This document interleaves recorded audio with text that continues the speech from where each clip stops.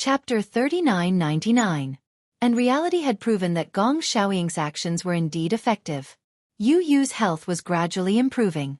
His heart's function had also increased by more than 5 times. At least, his body was no longer as weak as before. It was just that Gong Xiaoying did not tell anyone. It was fine if others misunderstood him. But Yun Shishir could not. He still had a selfish motive. He wanted to let her know his good intentions clearly. At least, for this reason, even if she did not forgive him, at least she did not want to cut off all contact with him. This was already a plea. Gong Xiaoying was such a proud man. He was high-spirited and arrogant all his life. Only in front of Yun Shishir did he lower his voice. Perhaps it was because Yun Shishir and Mu Qingqing looked too much alike. When he saw this daughter, it was as if he could see through her soul and see the woman he once loved deeply. His heart melted into a puddle.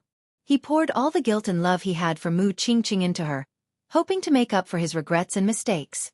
Whether she appreciated it or not, he could not decide. He only hoped that even if she pitied him, she would not be so ruthless. "Don't think that I'm her. Are you trying to brush me off with such words?" Yun Shishir said angrily. You can't go back to how he was before, and this is all thanks to you. Gong Xiaoying, what is your heart made of? Is it cold? You caused my mother to suffer for her entire life, and you want to turn my world upside down before you are satisfied, right? Gong Xiaoying shook his head. But he could only shake his head. He could not explain anything else. Can you think of a way to make him go back to how he was before? Yun Shishir bit her lip hard and clenched her fists nervously. She was looking forward to Gong Xiaoying's other methods to wake up the old Yu Yu. She wanted the old Yu Yu to come back. Gong Xiaoying said calmly, he has a split personality. Do you know about this? Yun Shishir said, now I know. I didn't know about this before. Because he's too good at hiding. Gong Xiaoying's eyes revealed a rare look of admiration. This child has always known how to dote on others. He dotes on you and wants to protect you, so he only reports the good news and not the bad news. Is there no other way? Gong Xiaoying said. What if I say yes? Yun Shishir's originally lifeless eyes seemed to have been dyed with light all of a sudden. Her eyes widened. Really? Or we can go back to the past and have the 2 personalities live in the same body. However, this is very painful. 2 personalities coexisting is very dangerous.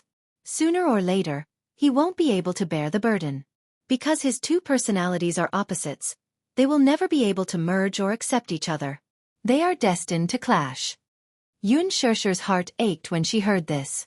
The old Yu Yu had 2 personalities coexisting. In front of her, he was innocent and obedient, kind and pure. But the other side was perhaps unimaginably cold. Did they have to go back to this? She couldn't bear to. She didn't want Yu Yu to suffer like this. Then, didn't you say there was another way? Yun Shishir was full of hope. What is it? Gong Xiaoying raised his eyes. His once handsome face was now filled with vicissitudes. Or, we can awaken the first personality and let that personality kill the second personality with his own hands so that the first personality can regain his dominant position. Chapter 4000. The corners of Gong Xiaoying's lips curved upwards. In fact, the first personality will never be killed. That's because the first personality is the original personality while the second personality is a derivative personality. Many studies have shown that other than the first personality, all other personalities will be killed except for the first personality. Even if he disappears, he will be temporarily sealed up. The way to awaken the first personality is very simple. However, if you want the first personality to take over, unless the first personality kills the second personality, it's very difficult to do so. Yun Shishir felt a stab of pain in her heart. Regardless of whether it was the first personality or the second personality, they were both her Yu Yu. Whether it was the kind Yu Yu or the cold Yu Yu, they were both her flesh and blood. Regardless of which personality it was, she didn't want to give up easily. The first personality killing the second personality? Why did she have to make Yu Yu go through such a cruel decision? No. Yun Shishir's lips suddenly trembled violently. Is there no other way? Gong Xiaoying shook his head silently. Sure. I understand your feelings. Just like me, I also hope that Yu Yu will be well. It's just that there's no way to make it perfect. You understand my feelings. When Yun Shishir heard that, she sneered coldly. You understand? If you understand, you won't be so cruel as to kill Yu Yu's first personality. I didn't kill it. Gong Xiaoying's tone was very calm. No matter how good I am, I can't infiltrate the child's consciousness. What I'm saying may sound a little abstract, but to put it simply, other than the second personality, no one can communicate with the first personality. Yun Shesher's face froze as if she was frozen. I don't believe it. Her gaze was empty as she muttered. I don't believe that there's only one cruel way. There must be another way. Shesher. Yun Shesher suddenly stood up. You're not allowed to call me that. You have no right to call me that. Gong Xiaoying was speechless. He didn't dare to say anything else, afraid that he would accidentally say something that would anger her. She was too sensitive. He had to tread carefully. Calm down. Maybe there are other ways. Give me a little more time. I'll definitely think of something. No need. What method can you think of? The only method you can think of is the cruel method. The only method you can think of is to kill the personality cruelly. You are the executioner. In a fit of anger, Yun Shesher spoke without thinking. Because of her words, Gong Xiaoying's heart ached so much that he almost suffocated. However, he did not say a word. He remained silent and let her vent. He understood that her emotions had accumulated to a critical point and needed to explode. He allowed her to vent her emotions. That's all for today. I hope you can respect yourself and stop interfering with my life in the future. Yun Shesher added, no matter what, Yu Yu is my son. No matter what, I will find the old Yu Yu. You don't have to worry about anything else. After saying that, she left without looking back. Gong Xiaoying stood up and wanted to chase after her. However, when he saw how determined she was, he didn't have the courage to do so. He had lost. He admitted defeat.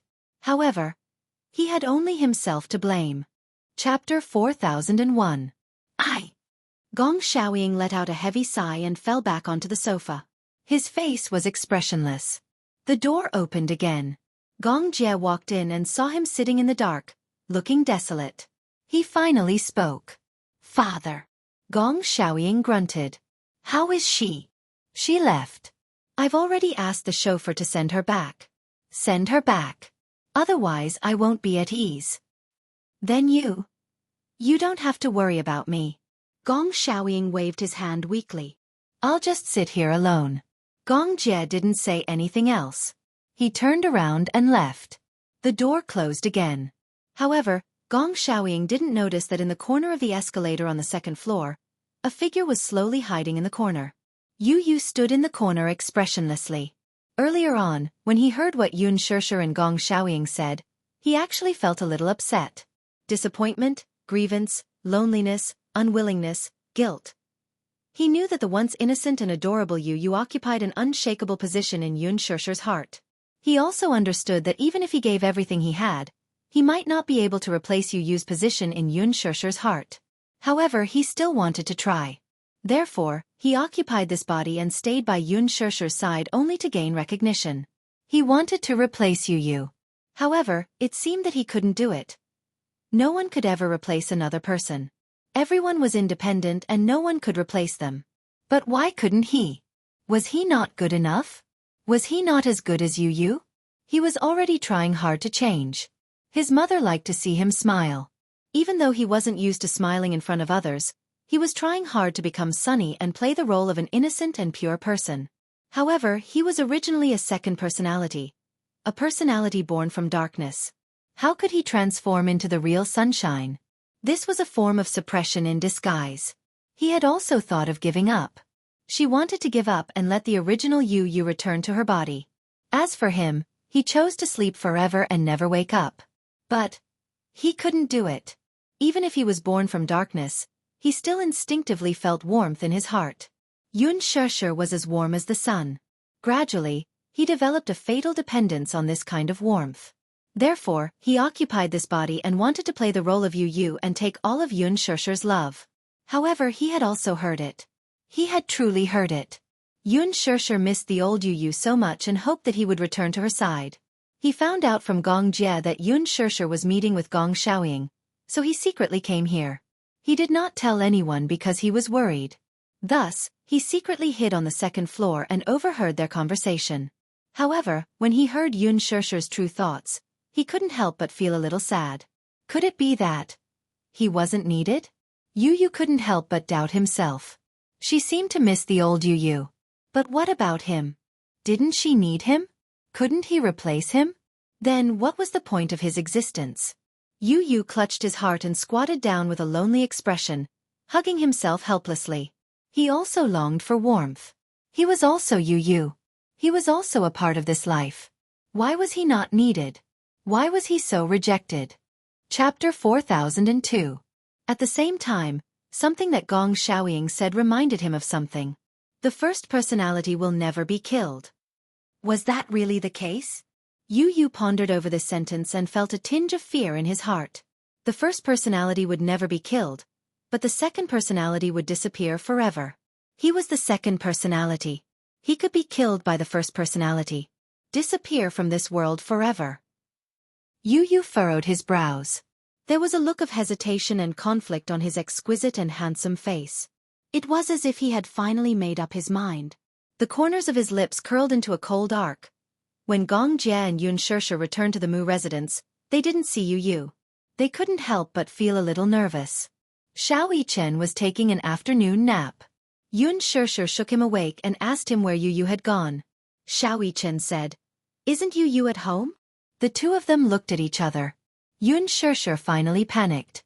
Why wasn't Yu at home? If he wasn't at home, where could he have gone? It had been more than a year since that incident. Yu had returned from Ashland Island.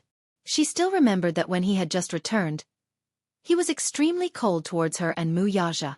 Yun Shirshir's heart ached for him because he had lost all his memories. That was why he had become so cold. However, she cherished what she had lost even more now that she had regained it. She patiently accompanied him and cared for him. In the end, Yu gradually stopped being estranged from her and was no longer so cold towards her. He gradually accepted both Mu Yaja and Xiao Yichen and was willing to accept this family. At first, she was still worried that Yu would leave her secretly one night. However, even though Yu wasn't as innocent and adorable as before, he had gradually opened up to her. He had also started to like sticking to her. Yu usually wouldn't run around.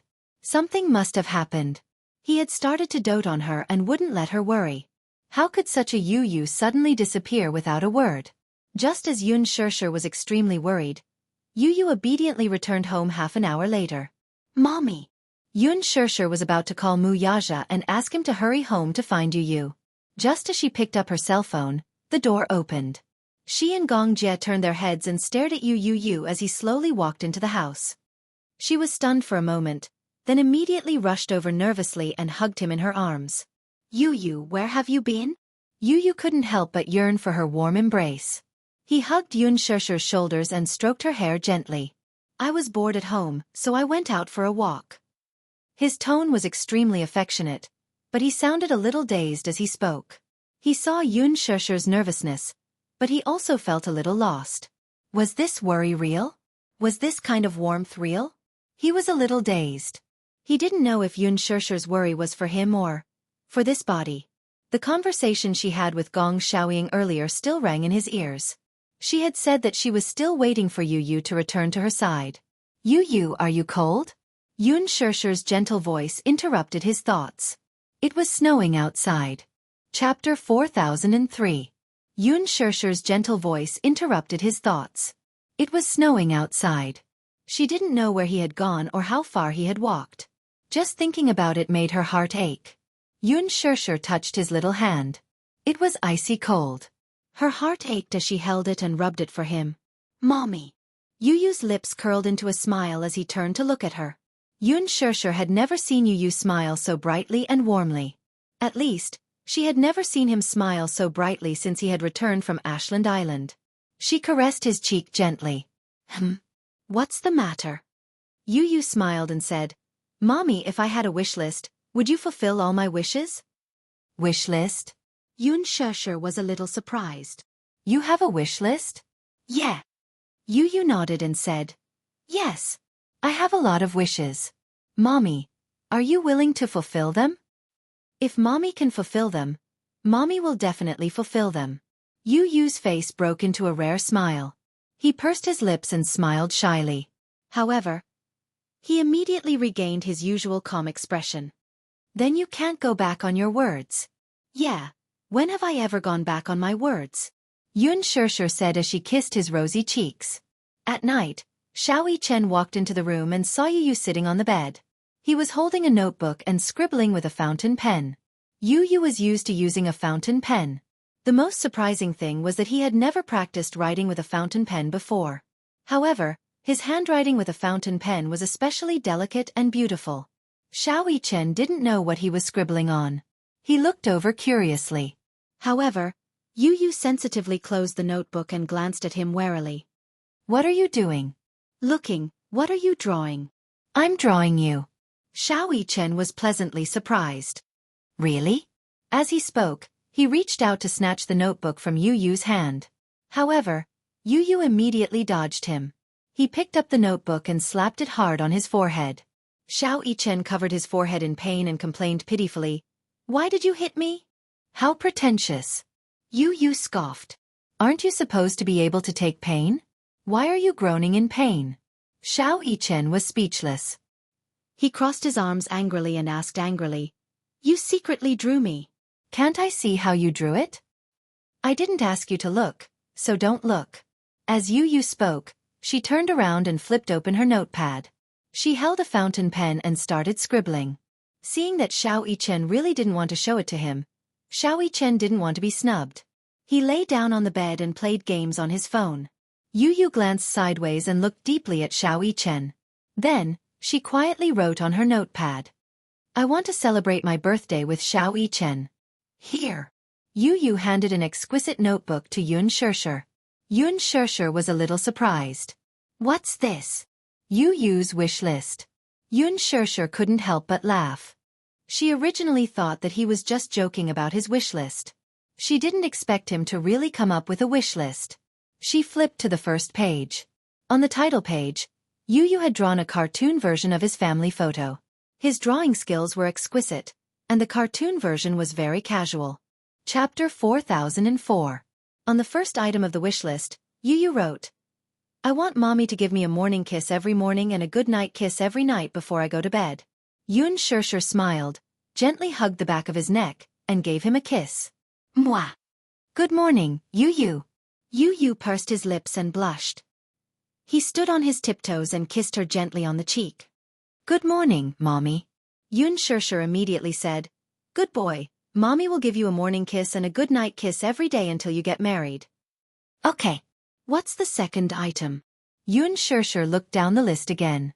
The second item was, "Say, I love you, to Yu Yu." "Are all your wishes so simple?" Yun Shirshir muttered in her heart. This little guy was so easily contented. She hugged him and said, "Yu Yu, Mommy loves you. Mommy will always love you."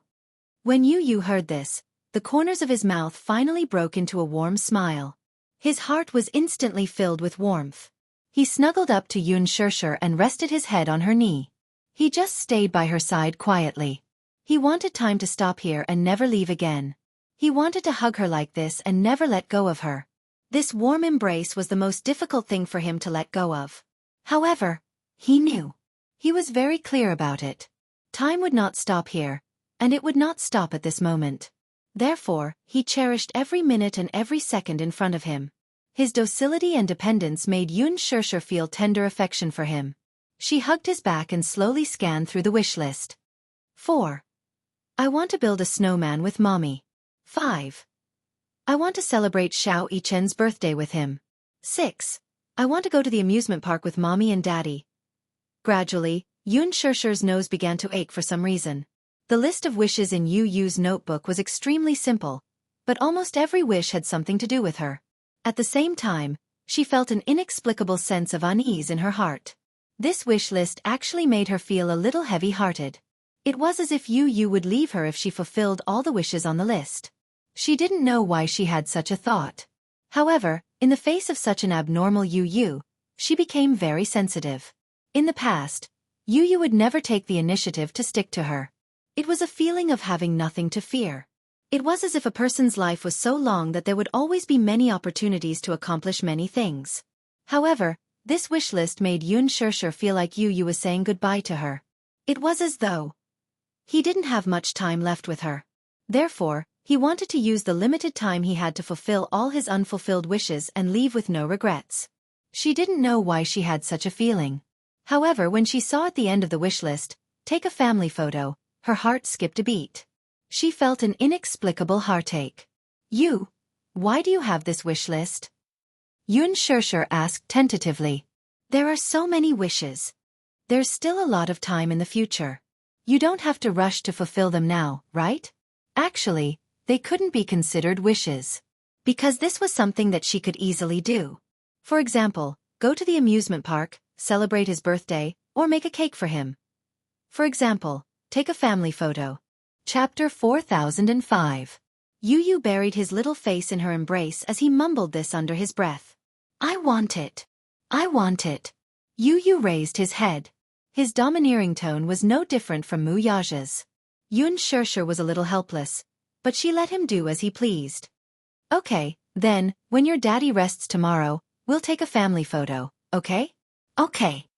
At night, when Mu Yaja returned home, Yun Shirshir asked him to take 3 days off. Mu Yaja was a little surprised. "What's the matter?" "Here." Yun Shirshir smiled and handed him a notebook. "This is Yu's wish list. Take a look." Mu Yaja took the notebook and glanced at it, a little surprised. "Wish list? Why did he make this list?" "I don't know. This guy has been a little strange since he came back yesterday, but no matter how I asked, he wouldn't tell me. He only said these wishes and wants me to fulfill them." Mu Yaja was a little stunned. He also felt that Yu was a little strange, but looking at these wishes, he could actually fulfill them easily. He didn't say anything and just nodded. "I'll take tomorrow off." "You're asking for 3 days?" Yu said that he wants to go to the amusement park and celebrate Xiao Yichen's birthday. "You can't be absent." Mu Yaja smiled and said indulgently, "Okay, I know. What else could be more important than his wife and son?" Hence, the next day, Mu Yaja called Lu Jinyu and said that he wanted to take 3 days off. Although Mu Yaja was the chairman and CEO of Shengyu Financial Group, in the company, even if he was the one who set the rules, he himself was very strict with the rules.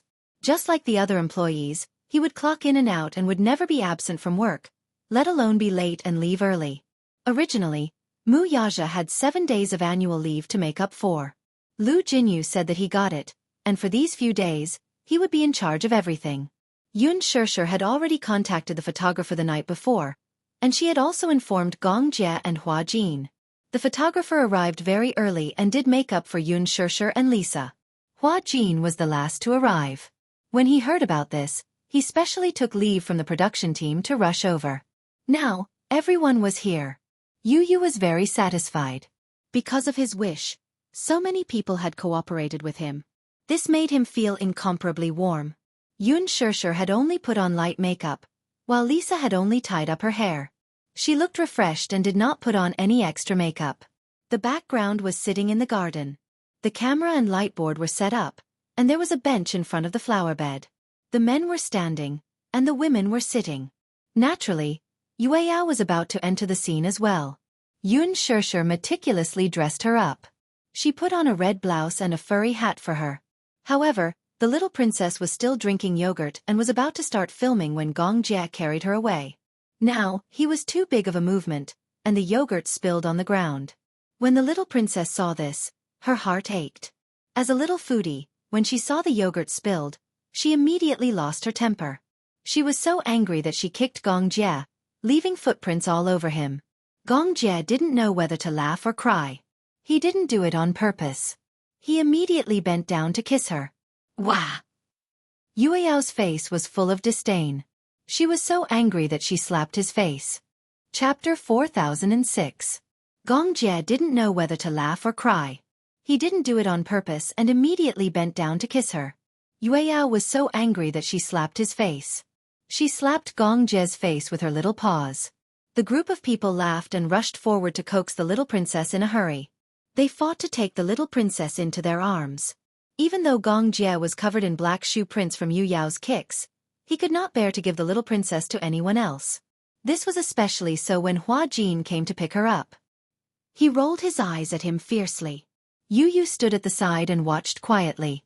In the past, he was not used to such a noisy scene.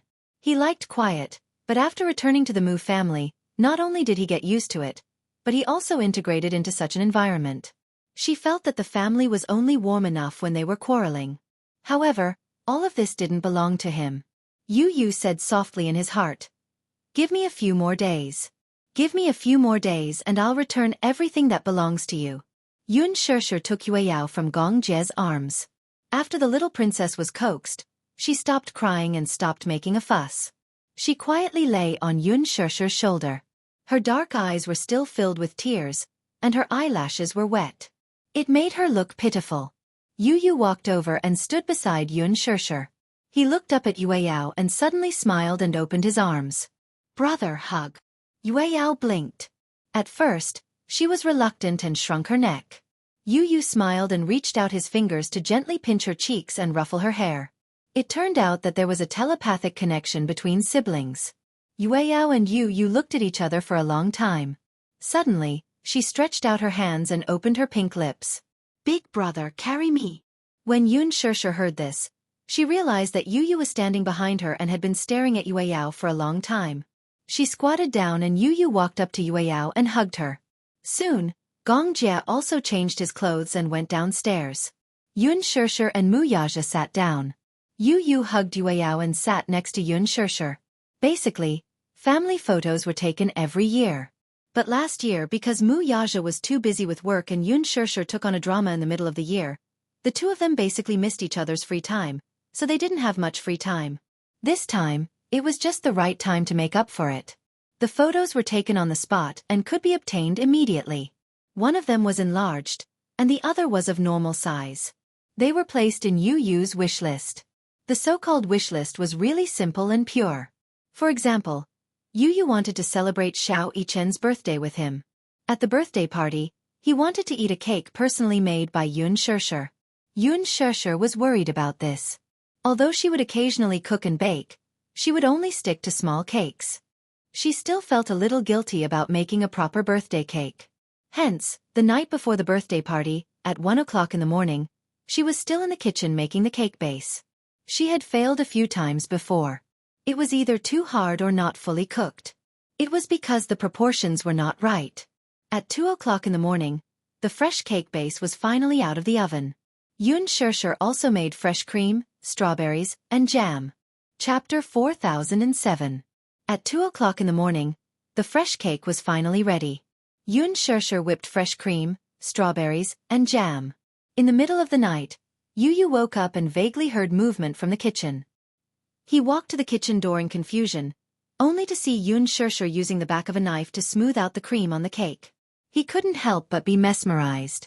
Yun Shishir was also immersed in making the cake, so she didn't notice the person standing at the door. Yu Yu couldn't bear to disturb her, so he just watched as she smoothed out the cream, whipped the flowers, and embedded the slices of strawberries into the cake. He was about to go back to his room when he heard a surprised voice behind him. "Yu Yu." He turned around in surprise, only to see Yun Shishir turn around and look in his direction. Knowing that she had been discovered, she stuck out her tongue in annoyance. "It's so late, aren't you going to sleep?" Yu Yu said, "I'm going to pee." "Have you peed?" Yu Yu said, "I forgot." Yun Shishir was speechless. She couldn't help but laugh. Pinching his face, she said, "Hurry up and go pee. I want mommy to kiss me. Kiss me after you pee. Kiss me before I pee." Little Munchkin insisted and moved his face closer. She had no choice but to give him a peck on his rosy cheeks. Little Munchkin hurriedly moved the other side of his face closer. Full of anticipation, he hummed, "Here. Okay, it has to be symmetrical, right?" Yun Shishir kissed him on the other cheek. Yu Yu also kissed her and turned to walk to the bathroom. Yun Shishir tilted her head and watched his back. She didn't know why, but Yu Yu had been very intimate with her these few days. In the past, if she missed a goodnight kiss, he wouldn't deliberately go to her room to ask for one. Recently, Yu Yu was indeed a little abnormal. However, this means that he has become more cheerful. Yun Shusher comforted herself. She carefully placed the cake into the freezer and went back to her room to rest. The next day, there weren't many people at the birthday party. Gong Jie did not come, and Hua Jin was filming on set. It was a simple birthday party, and there were only 6 of them. But this was Yu Yu's request. Since it was just a birthday party, he didn't want to make it a big deal. He wanted to make up for it because he hadn't had a birthday party with Xiao Yichen yet. They were twins born on the same day, but they didn't have the chance to celebrate their birthdays together, so they wanted to make up for it. When Yun Shusher pushed out the birthday cake that she had stayed up all night to make, Xiao Yichen was pleasantly surprised. Yun Shusher explained, Yu said that he wanted to eat the birthday cake I made. But, come to think of it, this is the most successful cake I've ever made. If Yu didn't want to eat it, I probably wouldn't have tried to make it myself. Xiao Yichen said with envy and jealousy, it's all thanks to Yu. Otherwise, I don't know when I'll be able to taste Mommy's birthday cake. Mu Yaja also said seriously, in the family, only Yu and Yueyao have this privilege. The tone of their conversation is really sour. Yu muttered, they're jealous. Chapter 4008. All right. Let's cut the cake. Yun Shusher passed the knife to Yu and let Xiao Yichen hold Yu's hand. Be careful, okay? She reminded him. Yu held the knife while Xiao Yichen held his hand. They evenly divided the cake into 2 halves and then into 6 equal pieces. Yu took the first bite. The sweet and creamy taste complemented the refreshing taste of the strawberries. It tasted delicious and was comparable to the cake made by a cake shop. Although it did not have the skills of a top-notch cake maker, the fact that it was personally made by Yun Shusher gave the birthday cake a special meaning. At night, Yu held onto his wish list and removed one of the items. Seeing that all his wishes were gradually being fulfilled and that only the amusement park item was left, he felt a sense of loss. In his dream, he woke up and realized that he was lying on the sea. Wave after wave hit his body, but he did not feel any pain. Yu stood up and saw that there was a black cage not far from the sea. A child in a white shirt was quietly curled up in the corner of the cage. He did not move at all. From afar, he looked like he was dead. He slowly stood up and walked toward the cage. When he stopped beside the cage, he raised his head and looked at the child curled up in the cage. He could not help but reach out to touch him. However, just as his fingertips were about to touch the child's exposed and empty arm, he retracted his hand. Yu pursed his lips and grabbed the edge of the cage expressionlessly. He exerted a little force and the cage instantly collapsed into ruins. This cage was the cage that imprisoned his first personality in his subconscious space. He was the only one who had the ability to open the cage. Now, he had broken the cage. In the ruins, the child in the white shirt gradually opened his eyes. He looked like he had been in a deep sleep for a long time. The blood in his body was frozen and he did not stand up for a long time. He was cold. He had been asleep for too long. Because his second personality had been suppressed, he had been imprisoned for a long time. After sleeping for so long, her consciousness would gradually weaken. Even though she would never disappear, she would never be able to replace her second personality. Yu looked at the child in the cage and said calmly, "Are you awake?" The child in the cage opened his eyes. When he saw Yu standing in front of him, he narrowed his eyes in shock. "It's you. It's me." Yu coldly raised his eyes to meet his father's slightly dazed eyes. I tried my best. But..." He took a deep breath. "In the end, I can't replace you." In the endless black sea, the two Yu stared at each other. In this quiet space of consciousness, they met again. It was like a confrontation between an angel and a demon king. "Why are you here?" Yu, who was wearing a white shirt, sat up in the cage. His gaze toward him was inexplicably wary. "What do you want?" Yu curled his lips coldly and suddenly leaned over.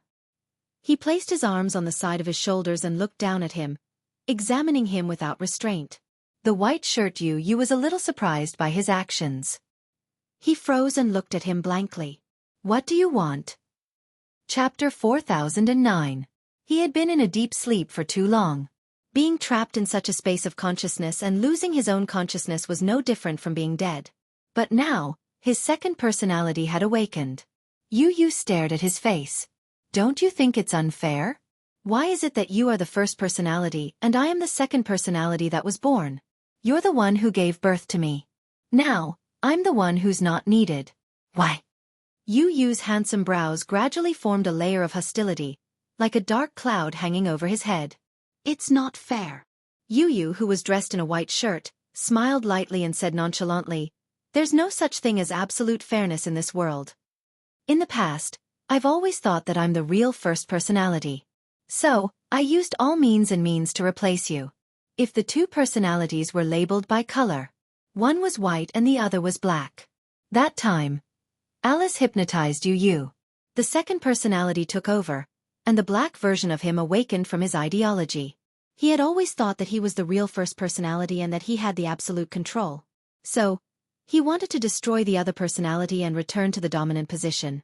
But that time, he realized he couldn't destroy the other Yu Yu. He didn't know why, and he didn't know that the personality that couldn't be destroyed was the first personality. He still thought that he was the first personality and that this body originally belonged to him. He should take it back. Until he heard the conversation between Gong Xiaoying and Yun Shishir, he realized that the first personality could never be destroyed. It would only be sealed. Then, he confirmed that this body didn't belong to him. The Mu family wasn't his home either. Yun Shishir, Mu Yaja, Yueyao, Hua Jin. These people who had given him warmth didn't belong to him. They belonged to Yu Yu. The reason why he received this warmth was because they treated him as Yu Yu, as a substitute. He was an unwanted substitute. Then he chose to give up. Otherwise, Mommy would be very sad. She wanted the old Yu Yu to come back to her, so he might as well fulfill her wish. He was willing to give up everything just to let the real Yu Yu return to Yun Shishir's side. He didn't deserve happiness. That was because he was born from darkness to begin with. Even if his heart was closer to sunlight, the child of darkness was not qualified to receive sunlight. Yu Yu smiled and abruptly clasped his brother's shoulder, swapping their positions. At that time, Yu Yu had already been swapped. What are you doing? Yu Yu, who was wearing a black shirt, slowly closed his eyes. He gripped his brother's wrist tightly and led his hand to the handle. Then, he clasped his brother's hand and strangled his own throat. Yu Yu, who was in a white shirt, looked shocked. Don't you want to go back to Mommy? Yu Yu smiled coldly and tightened his grip on his wrist. Kill me, then you can go back to her. Yu Yu, who was in a white shirt, was stunned. The two of them were in a stalemate, maintaining this position. I'm only giving you one chance now. Chapter 40:10. Before I regret it. Yu Yu whispered into his ear. His low voice was even more depressing than the dark sea. Kill me. Why? Don't you want to kill me? He found it strange. If it were him, he would not hesitate to completely wipe out the second personality so that it would no longer threaten his position. Why was he hesitating? He even asked him why. Yu Yu's lips curved into a smile. His calm expression, coupled with his white shirt, was as bright and dazzling as the morning sun. Do you know? If I wanted to kill you, I would have had the ability to do so back then. But I had no choice because I am different from you. I am the first personality. I will not die, but you will. You are another me, and I am another you. This life is made up of us equally. But I have been occupying this body for so many years. Yu Yu sucked in a deep breath of cold air as he held his aching forehead. I'm sorry. All these years, I've taken Mommy's love for granted.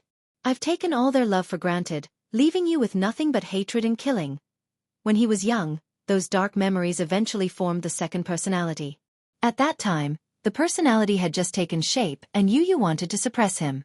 He did not know that he had dual personality. But in his subconscious, he could see the other personality clearly. Sometimes it was in his dreams. Sometimes it was in real life. He was worried that the second personality would gradually take over him and even hurt his family. He had never thought that the second personality was also a part of life and that it also craved warmth. He had always defined this personality as evil and had been suppressing it. No matter how he resisted, Yu Yu would not give him a chance to take over his body. Hence, all the happiness in the past 8 years had nothing to do with him. He had taken over all the good things and left the darkness and pain to him. The second personality, Yu Yu, was born in pain and oppression. But from the beginning to the end, he lived in a world of oppression. He also wanted to experience what light was. What happiness was. Hence, when Alice hypnotized Yu, the first personality was hypnotized and the second personality finally broke through the cage and sealed the first personality. But at that time, Yu did not resist. Instead, he chose to sleep. He wanted the second personality to be free, even if he could not return to Enchanting. Yu's pupils constricted. The dark fog in his eyes became more intense. I also want you to experience what it is like to be family. So, I am willing to sleep. I just passed the warmth that belongs to you. Yu, who was wearing a white shirt, suddenly hugged him tightly as he furrowed his brows in guilt. Chapter 40:11. Yu said in a low voice, "We can coexist." Coexist? Yu scoffed as if he had heard the funniest joke. "We've coexisted for so many years, but we can't get along well at all. Instead of coexisting unfairly, it's better to destroy each other. I'm willing to share my warmth with you." Yu said seriously, "I'm willing to share the love of mommy, daddy, brother, uncle, and all the family members." "I don't want to." Yu was extremely stubborn. "It's either I have it all to myself, or I can't have it." As he spoke, he held Yu's hand and pulled it to his neck again. "Kill me. Give me freedom." As he said that, he curled his lips. "I'm not needed at all." As soon as he said that, he couldn't hold back his tears anymore and they fell from the corners of his eyes. "She wants you, not me." Enchanting hoped that the original Yu would return to her side. Since she hoped so fervently, he might as well fulfill her wish and return the original kind, cute, innocent Yu to her side. And he had always been used as a replacement. He was needed because of his existence. That was why Yu was still alive. Enchanting had always been waiting for Yu to return to her side, but not for him. It wasn't that he didn't try. He tried hard to be like Yu, trying hard to force a smile, trying hard to bring them warmth. However, he couldn't do it. After all, they were two different personalities. He couldn't do it, and he couldn't replace him. Hence, he was willing to give up this position. Yu grabbed his wrist tightly and said in a low voice, "Mommy needs you. Go back to her side, okay?" His tone was inexplicably gentler. When he looked at Yu, his gaze was no longer as hateful as when he used to look at Yu.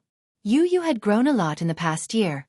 Enchanting made him understand that in addition to hatred and darkness, there was also light and happiness in life. Life was very cruel. He recognized this cruelty, hated it, and viewed it with enmity. But Yu was the only one who still loved life bravely after deeply understanding the cruelty of life. He was the real hero. He was the only one who had the right to take control of life. "I'm not Yu, I'm Gong Fan." Gong Fan smiled.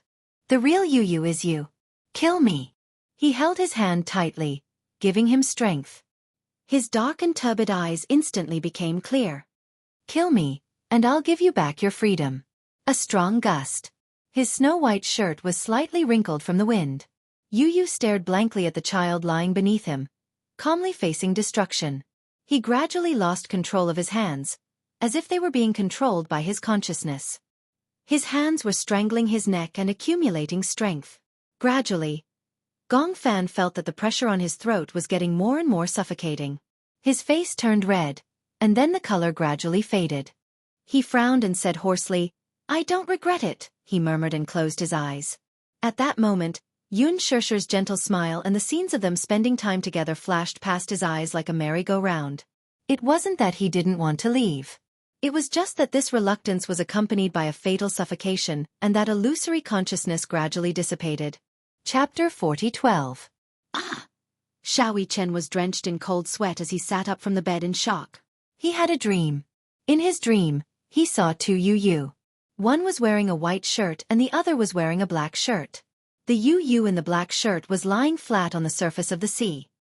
He was holding onto the other Yu's wrist and forcing him to kill him. Yu! He turned around and looked at the other side of the bed. He didn't know when, but there was an empty space on the other side of the bed. Yu! Xiao Chen immediately got out of bed. He shuffled his slippers in a panic and opened the door. However, he didn't see Yu. He felt inexplicably uneasy, and it wasn't just because of the dream. The telepathy between the twins made him realize that Yu was in danger. Yu! Xiao Chen walked to the balcony. Through the floor-to-ceiling window, He saw a lonely figure sitting on a swing by the flower bed in the back garden. Yu Yu sat on the swing with his head lowered. The morning sun shone on his body, giving him a golden glow. Xiao Yichen heaved a sigh of relief. He opened the door and walked into the back garden. When he got close to Yu Yu, he slowly reached out and gently placed his hand on Yu Yu's shoulder. Yu Yu. Yu Yu lowered his head. He didn't respond. Xiao Yichen couldn't help but feel a little worried. You slept so late last night. Why are you up so early? Xiao Yichen didn't mention his dream. He thought that Yu Yu was too sensitive. It was just a nightmare. How could he make so many connections? Yu Yu finally raised his head and opened his eyes. He looked at Yu Yu with his clear eyes. His gaze was as clear as spring water, without a trace of impurity. He couldn't help but be stunned. His pupils contracted violently. Brother. Yu Yu took a deep breath of fresh air and said calmly, I'm back. Yu Yu. Xiao Yichen was stunned. Although the Yu Yu in front of him still had the same facial features, his aura was completely different. Yu Yu. Xiao Yichen was so surprised that he cried tears of joy. You're finally back. He was so emotional that he pounced on him and hugged him tightly. I thought you would never come back. Yu Yu, who was hugged by his older brother, was stunned for a long time before a helpless expression appeared on his face. This guy. Yu. However, it gave him a taste of warmth that he hadn't felt for a long time. Yu Yichen was hugged him. Yu. Drip. A's his tears. Tour. Yu couldn't help but laugh. Yu was so emotional that he started to cry. Was he that emotional to see Yu again? Yu ruffled Yu's hair. Yu did not realize that this action made Yu look like an older brother. Xiao Yichen hugged Yu tightly and said, Since you're back, don't leave again. Yu laughed. Do you wish that I didn't come back? No. I don't think so. I think that's what you're thinking. Xiao Yichen's face turned red. No. Yu knew that Yu was joking, but he didn't want him to make such a joke. Yu rebuked him. He patted his head and snorted. Did you take good care of mommy and sister when I wasn't around? Chapter 40:13. Yu rebuked him. She patted his head and snorted. Did you take good care of mommy and little sister when I wasn't around? Of course. Whether you were around or not, I would take good care of mommy and Yueyao. Xiao Yichen suddenly thought of something and his expression froze. He hesitated for a moment and asked tentatively, Yu, now that you're back, you won't leave us again, right? Yu shook her head calmly. I won't. Really? For some reason, Xiao Yichen didn't feel happy when he heard this reply. He looked around and hesitated. He wanted to say something, but he swallowed the words that were about to come out of his mouth. Yu laughed and said, What do you want to ask? Just ask. You don't have to be so secretive. You're back. Then, what about him? Xiao Yichen looked a little conflicted. Although he only used the word him, Yu knew who Xiao Yichen was referring to. He raised his eyebrows and asked, Do you want him to come back? If he comes back, are you going to leave us again? Yu didn't answer. Instead, there was a dead silence. It was like a silent choice question. Yu sat on the swing. She tapped her toes on the ground and swung gently. Xiao Yichen stood quietly at the side with a complicated expression. He didn't understand why he felt so lonely when Yu wasn't around anymore. It was as if his life had suddenly lost something, and his heart had become empty. Yu said calmly, Do you know about dissociative identity disorder? Yes, I know. Mommy mentioned it to me before. Yu, you've always had two personalities, right? One is you, and the other is Gong Fan. I have two personalities. For a long time, I was in a deep sleep. I thought that I would be in a deep sleep forever, but he woke me up. Yu's voice was as soft as a breeze. He said that whether it's mommy, daddy, Yueyao, or you, the one they need is me, not him. He wasn't needed, so he decided to leave. Leave. Xiao Yichen didn't understand the meaning of the word, leave. Leave for a short while? Or leave permanently? He would never come back. Once he left, he won't come back. Then, Xiao Yichen felt especially bad. He looked at Yu and asked, Yu asked, Do you want him to stay? I hope both of you will stay. What if only one can stay? Little Yi-Chen suddenly stopped talking. He lowered his head in desolation and sighed. I don't have the right to decide this. It was too cruel. No matter which personality Yu was, he was still his younger brother. One gave him warmth. The other made his heart ache.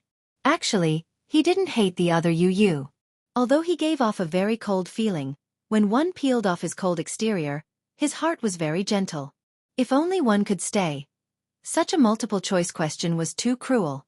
However, as his uncle had said, if the two personalities couldn't merge into one, it would be the cruelest thing for Yu. If only one could stay, Xiao Yi-Chen didn't want to make the cruel choice. Chapter 40:14. Yu did not answer him directly. Instead, he lowered his head and seemed to be thinking about something. Xiao Yi-Chen immediately said, Don't misunderstand me. I just can't bear for him to leave. I don't mean anything else. Okay. Yu nodded silently and said honestly, I don't want him to leave either. When Xiao Yi-Chen heard this, his heart ached. He walked to the swing at the side and slowly sat down. Holding the swing, he fell into a daze. After a long silence, Xiao Yi-Chen asked hesitantly, What is that world like? What was the world that little Gong Fan was in like? After all, he was just an ordinary child. It was difficult for him to understand what the world of dual personality disorder was like. He felt very curious. When I was young, I felt that I wasn't the only one in this body. Yu was rare and precious. He had opened the door to Xiao Yi-Chen's heart. It was also the most important door. In the past, he had never opened it to Xiao Yi-Chen. Not to mention Xiao Yi-Chen, he had never opened it to anyone. This was because he felt that he was an anomaly. He was an abnormal child. He did not want anyone to know that he was abnormal, especially Xiao Yi-Chen. Xiao Yi-Chen was too dazzling. From the day he was born, Xiao Yi-Chen was destined to be better than him. At least, his healthy body made him envious. He did not have to stay in a place filled with disinfectant. He did not have to watch other people's children run and jump normally and play happily. He should be very happy, right? Xiao Yi-Chen had the most sunny smile. When he smiled, his dimples were extremely cute. Most importantly, Xiao Yi-Chen was very real. He was so real that he was transparent. At least when he smiled, he was really smiling because he was happy and not because he was forcing it. At the most innocent age of children, Yu already understood when to laugh and when to cry. Sometimes, even when he was in a bad mood, he had to force a smile. Especially when he watched Yun Na and Li Qin bully him. He felt so wronged, but in order not to let his mother worry, he forced a smile and said that it did not hurt, that he was not afraid, and that it was fine. He did not know when it started, but another Yu lived in his body. Yu had always thought that this Yu was an invader. Hence, he had been suppressing him. He had never been to his world because he had never known that Yu had another world. The feeling of having two personalities living in the same body was very strange. Our memories are interconnected. When he was in this body, I didn't know anything. And when I was in this body to be Yu, he didn't know anything. So, Yu uses lips suddenly too. Therefore, I only found out later that he threw Yun Na and Li Qin into the sea. I don't know everything. I just have a vague feeling that it must have something to do with him. Xiao Yi-Chen was stunned. He doesn't know what's wrong and what's right. He only knows that if he doesn't like something, he will kill it. If he likes something, he will protect it with all his heart. Yu's lips curved slightly and he suddenly smiled. But there's one thing that's the same between us. He also loves mommy deeply. Chapter 40:15. When I was 6 years old, I had my first interaction with him. Interaction? Yu nodded. It's not the kind of face-to-face interaction that you think it is. It's a very vague type of mental communication. What was it like? When I was asleep, I would dream of him and see the world that he was in. Actually, the world that he was in was the same as mine. He lived in the same house and had the exact same furnishings as my house. However, I don't know why, but it was always dark outside the window and the clouds were dense. I never saw the sun in his world. Yu paused for a moment and suddenly became serious. From then on, I started to suspect that I had a second personality. I read some relevant information. Xiao Yi-Chen furrowed his brows. I noticed that you were very different. In front of Mommy, you were always innocent and cute. However, in front of me, Daddy, and Lee Hanlon, you were completely different. Was that also you? Yu closed his eyes and answered honestly. That wasn't me. Xiao Chen suddenly muttered. Then, you were always cold in front of me. That wasn't you too? Sometimes it was me. Were you the one who said that to me? Sometimes it was me. Sometimes it wasn't. That means... Xiao Chen clutched his chest and suddenly felt a pang in his heart. Regardless of whether it was Yu's first personality or Yu's second personality, in any case. Did they all despise him? His heart ached. Yu laughed and patted his head. Because when I met you, I couldn't control him anymore. In fact, I felt that he was a very talented personality. Why do you say that? In the business world, he was definitely a genius. Back then, those toy designs were indeed drawn by me. It was just purely out of interest. However, one time, he ran out and looked at my designs. Then, he handed them over to a company. Even I didn't know about this. I think he would have come out a long time ago, but I can't interfere with his memories, so I don't know his memories when he was in this body, so I thought he didn't come out. Little Yi Chen was stunned to hear that. In other words, he doesn't know what you did and what happened when you were in this body, right? Yes.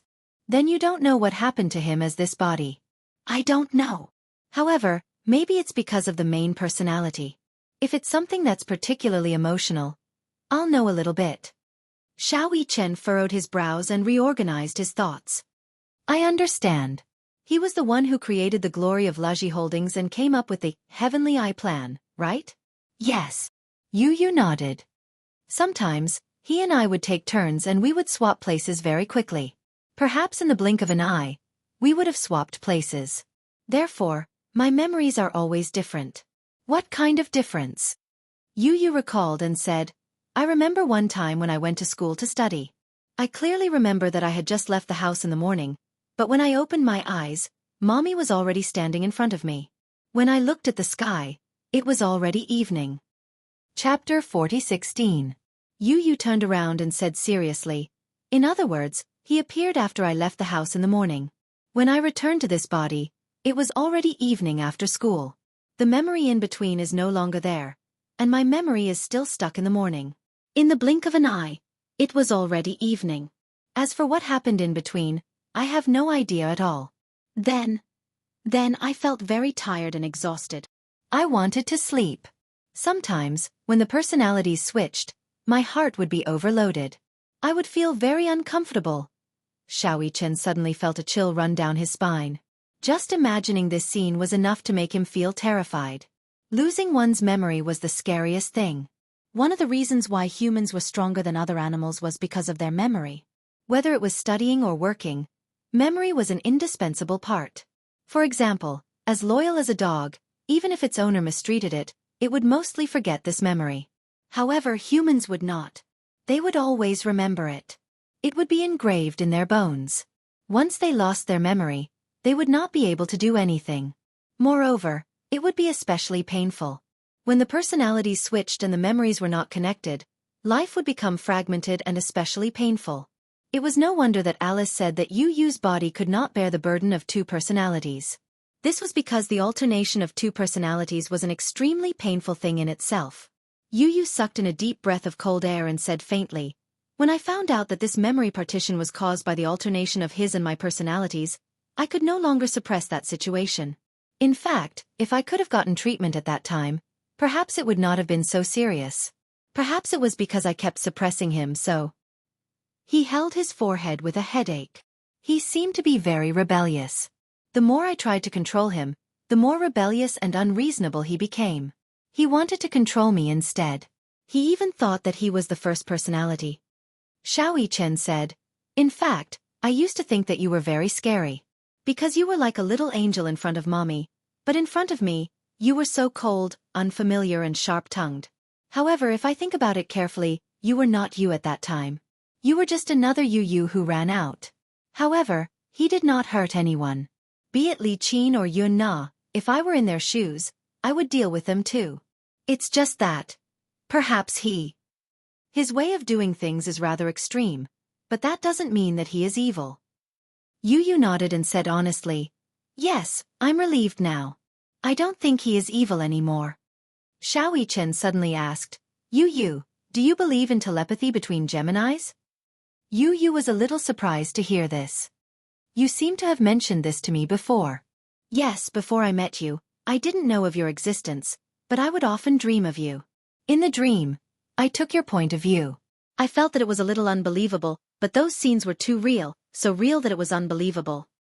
In this world, there are many things that can't be explained clearly by science as we know it. Xiao Yichen smiled as well.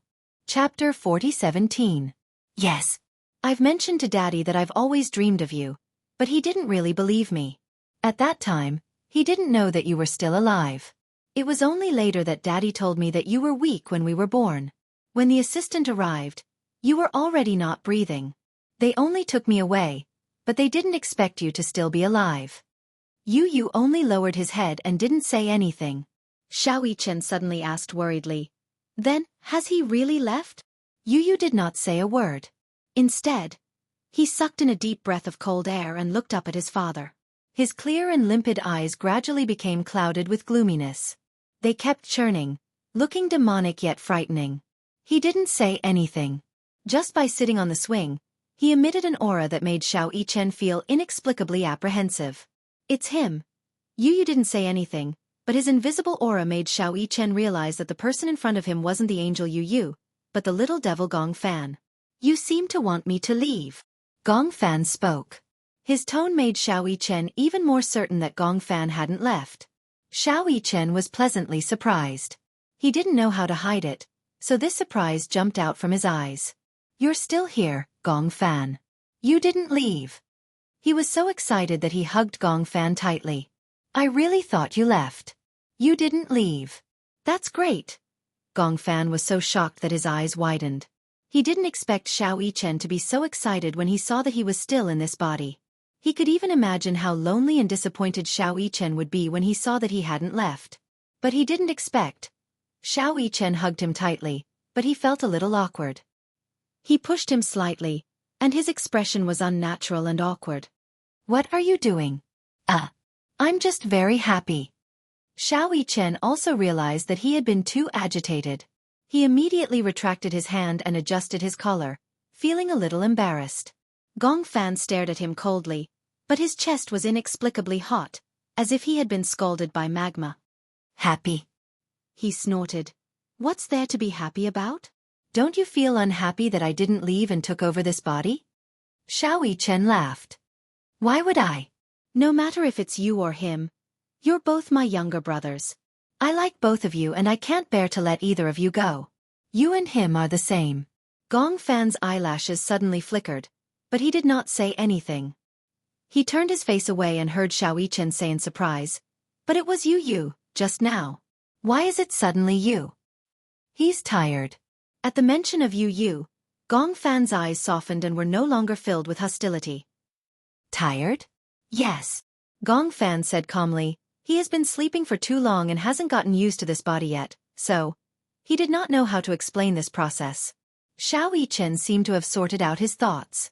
Could it be that the two personalities, Yu and Gong Fan, had reached some kind of tacit understanding?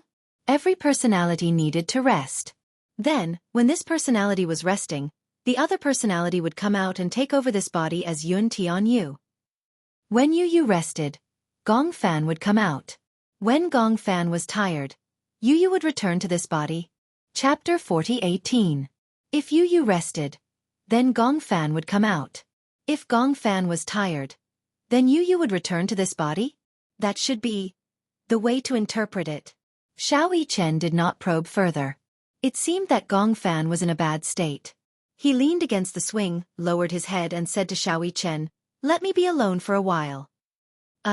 Although Xiao Yichen was a little worried, he knew that since Yu had appeared, it seemed that the two personalities had reached a consensus. That was good too. Since he had woken up from a nightmare, he was a little sleepy, so he went back to his room to rest. When he woke up in the afternoon, he changed into his home clothes and went to the living room. However, he saw Yun Shishir standing in the living room in a daze, staring at the tightly shut door of the dining room. She was also in a daze. At the same time, there was a strange expression on her face. Her eyes flickered as if some emotions were brewing. Xiao Yichen walked to her side and gently tugged at her sleeve. He asked softly, "Mommy, what's wrong?" Yun Shishir finally reacted. She lowered her head and looked at Xiao Yichen. After a while, she regained her senses. "Who's in the kitchen?" "I don't know either." Little Yichen thought about it for a while and then asked tentatively, "Don't tell me, it's you. You?" Yun Shishir furrowed her brows, her eyes throbbing a little more. Why is he in the kitchen?" In fact, Yun Shishir knew very well that Gongfan's personality, Yu, knew nothing about cooking. He did not even know how to peel potatoes, let alone how to cook. However, there was indeed someone in the kitchen. If it was Yu, then it meant that he was back. However, when Yun Shishir realized that Yu was in the kitchen, she had already been in a daze for more than 10 minutes. She knew that Yu was in there, but she did not dare to confirm it. What if she was a nanny? Sometimes, Mu Yaja would order the nanny to cook for them, but it was not every day. She was worried that the housekeeper would be the one cooking and not Yu. That kind of disappointment was something she didn't dare to bear. She couldn't bear it. Xiao Yichen walked to the kitchen door and pushed it open. As expected, Yu was standing in front of the oven with gloves on. She carefully took out the hand-cuffed Orlan's wings. At that time, Yu had grown a lot taller and no longer needed to step on a small stool to cook. Yu put the tray aside and looked in the direction of the door. When she saw Xiao Yichen, she smiled gently and said, "You're finally up?" "Yu." Just as Xiao Yichen said those two words, she heard hurried footsteps behind her. Yun Shishir felt her mind go blank. She walked to the door and saw Yu standing in front of the oven with gloves on. At that moment, tears welled up in her eyes. When Yu saw Yun Shishir, he calmly took off his gloves and turned around. His face was full of tenderness. "Mommy, it's time to eat." "Mommy." His tone alone made her feel a sense of warmth that she had not felt in a long time. It was him. It must be him. He, that little angel, the first ray of sunshine in her life, had finally returned to her side. Yu. Yun Shishir pounced on Yu and pulled him into her embrace, hugging him tightly. Chapter 40:19. "It's you." She widened her eyes, wanting to see the child in front of her more clearly. She hurriedly wiped the corners of her eyes and forced her tears back. However, she couldn't swallow the sobs in her voice. She hugged Yu so tightly as if she was afraid that the next second, he would turn into a wisp of smoke and disappear from her sight. When Yu heard this, he sighed helplessly and gently stroked her silky hair. "Mommy is still such a crybaby." "Yu, is it really you?" Yun Shishir pursed her lips and held back her sobs. "Mommy isn't dreaming, right?" Yu looked at her lovingly. "Mommy, if you're still not awake, you can go back to bed and continue lying down. I'll wake you up when dinner is ready." When Yun Shishir heard this, she couldn't stop crying. Based on this sentence alone, she was almost certain that the child in her arms wasn't Gongfan but Yu. Only Yu would speak to her in such a doting tone. Yun Shishir was inexplicably touched. She hugged Yu tightly and was momentarily speechless. This was because when she opened her mouth, only broken sounds came out. She seemed to have experienced this feeling once before. She recalled that when she was young, one of Yun Na's younger sisters came to visit and took away her favorite doll without her permission. When she came back from school, she couldn't find the doll no matter how hard she tried. She thought that she had accidentally lost the doll until the little girl came to visit again. She watched as the child held the doll in her arms. Then, she realized that she hadn't accidentally lost the doll, but that the child had snatched it away. She didn't say anything at the scene. She waited until the child left before she was so upset that she started crying. Li Qin scolded her in front of Yun Na. After that, she found out that the little girl originally wanted Yun Na's doll. Naturally, Yun Na couldn't bear to part with it, so she stuffed the doll into her arms. After that, Yun Shishir was sad for a long time. It was only later on her birthday that Yun Yeching secretly hid a gift box under her bed. That night, when Yun Shishir was about to go to bed, she found a note in the diary. On the note, Yun Yeching had written that the gift was under the bed. It was only when she pulled the box out from under the bed that she realized that her father had secretly bought a doll behind Li Qin's back. This doll was identical to the one she had bought back then. Yoon Shirshir burst into tears as she hugged the doll that she had regained. It wasn't sadness, nor was it happiness. Instead, it was an indescribable emotion. It would not be an exaggeration to say that all sorts of feelings welled up in his heart. She felt the same way when she hugged Yu. Yu caressed Yoon Shirshir's face and gently wiped away her tears with her two small hands. However, her eyes turned red as well. "Mommy, I'm sorry for making you wait for so long." Just as he said this, his eyes turned even redder, but he was still smiling. It was just a smile, but his eyes narrowed slightly as tears welled up in them. Yoon Shirshir's tears could not stop flowing.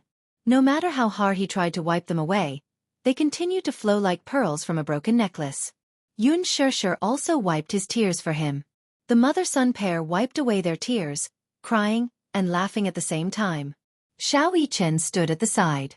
He felt an indescribable envy, but he also felt gratified. Chapter 40-20. The mother and son wiped away their tears, crying and laughing at the same time. Xiao Yichen stood by the side. He felt an indescribable sense of envy, but he also felt gratified. He was gratified because the mother and son were finally reunited. He was envious because no one could compare to the bond between his mother and Yu. Yu had always said that he relied on his mother. In fact, compared to him, Yoon Shirshir relied on him more. She was the one who brought him into this world, but he was the one who saved her. No matter what, he could not compare to Yu's position in Yoon Shirshir's heart. He knew very well that Yu meant a lot to his mother. Similarly, his mother meant a lot to Yu. However, he did not feel jealous. Xiao Yichen did not disturb them. Instead, he quietly left the dining room and left the door ajar to give them more space. The most touching thing was a reunion after a long separation. Although the two of them could not say much, just hugging like this was more than 1,000 words. The door was left ajar. After Xiao Yichen left, Yu finally spoke. "Mommy, don't cry. If you cry, I will feel sad." His heart felt like it was being cut by a knife. Yoon Shirshir pouted and complained to him coquettishly. "Mommy thought that I would never see you again. All this time, Mommy has been trying to think of a way. They all said that you have dissociative identity disorder and that your first personality was killed. Mommy didn't believe it." As she spoke, she choked on her sobs and could not continue speaking. Yu's heart ached even more. Back then, when he had chosen to hibernate, he had hesitated. He could not let go of his mother. However, he knew that he could no longer control his second personality. He also felt tired. Hence, for a moment, he had a selfish thought. He chose to hibernate, to rest. He was tired. But now, he regretted that decision. No matter what, nothing was more important than his mother. "Mommy, I was wrong." Yu lowered his head like a child who had done something wrong. He was sad and disappointed. "I've made you worry." Yoon Shirshir just hugged him without saying anything. It wasn't that she didn't want to speak, but she couldn't. Ever since she found out that Yu's personality had been killed, she had not been able to sleep properly for a long time. She had never understood what dual personality disorder was. Was it an illness or something else? Therefore, she and Mu Yaja seriously flipped through the relevant information. Only then did she understand what dual personality disorder was. There were only about 1,000 cases of dual personality disorder in the world. Yu was one of them. Furthermore, other than dual personality disorder, there was also multiple personality disorder.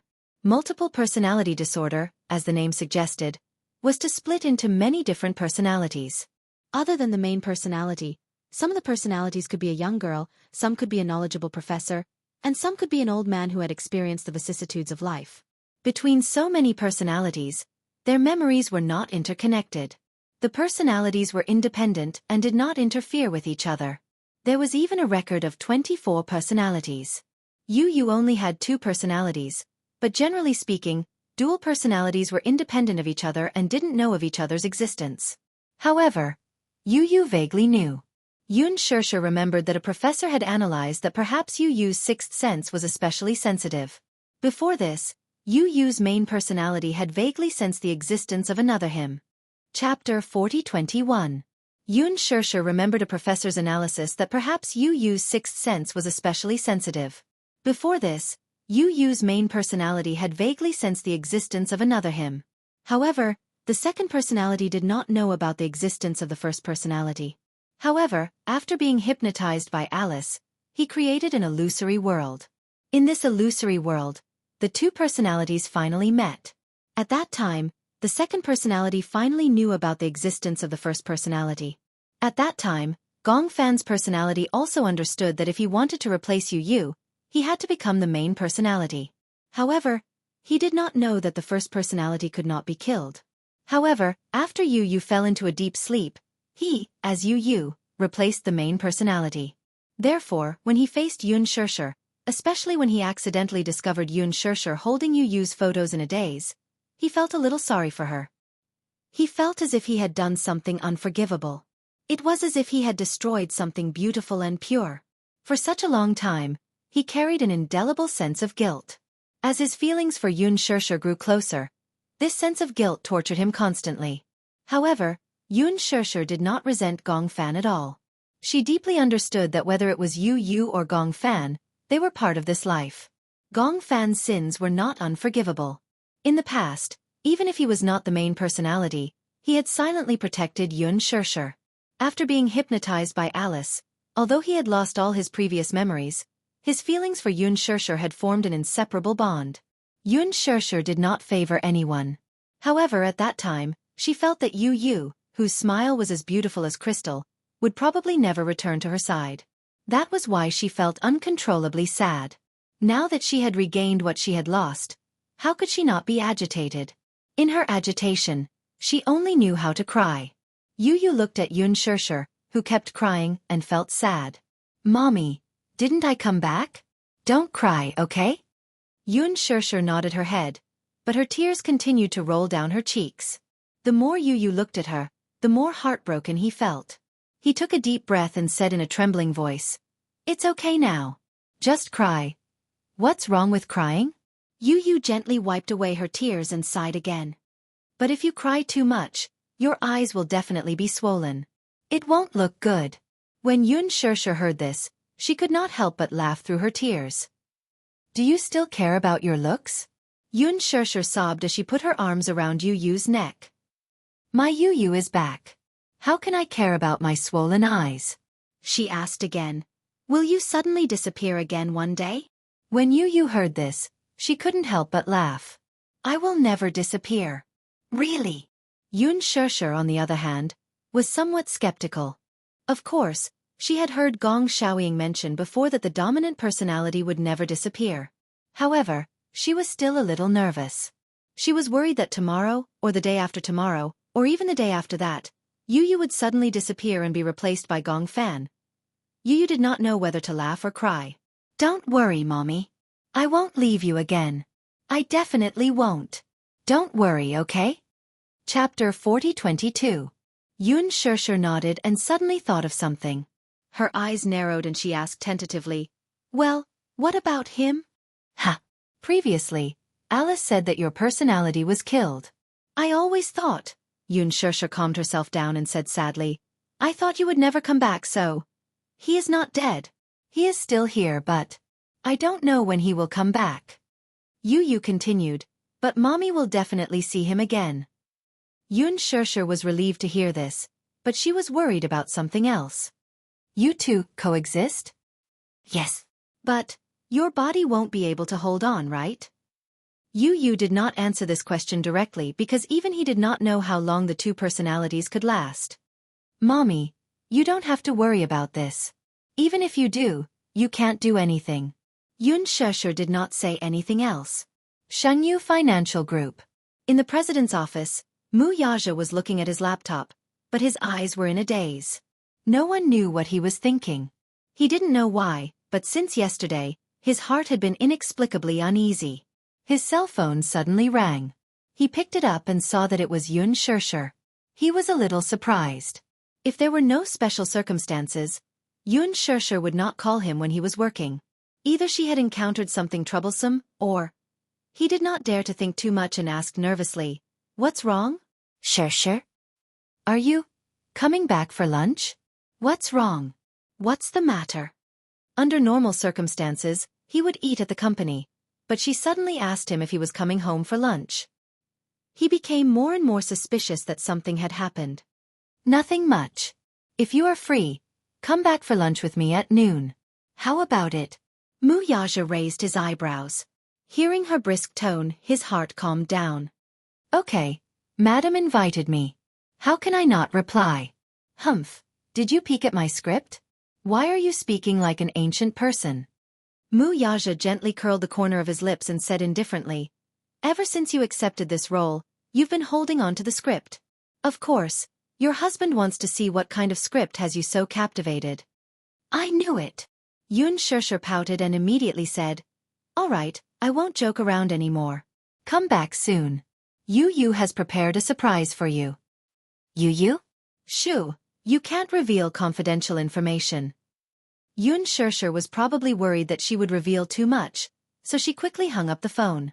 Muyaja put his phone away and closed his laptop. He immediately stood up and walked to the door, where he bumped into Lu Jinyu. Lu Jinyu was looking for him. Boss, what are we eating for lunch today? Muyaja glanced at him. You can eat it yourself. Lu Jinyu sized him up suspiciously. Why? Aren't you coming with me? No. Did you make an appointment with someone? Lu Jinyu even pretended to sniff.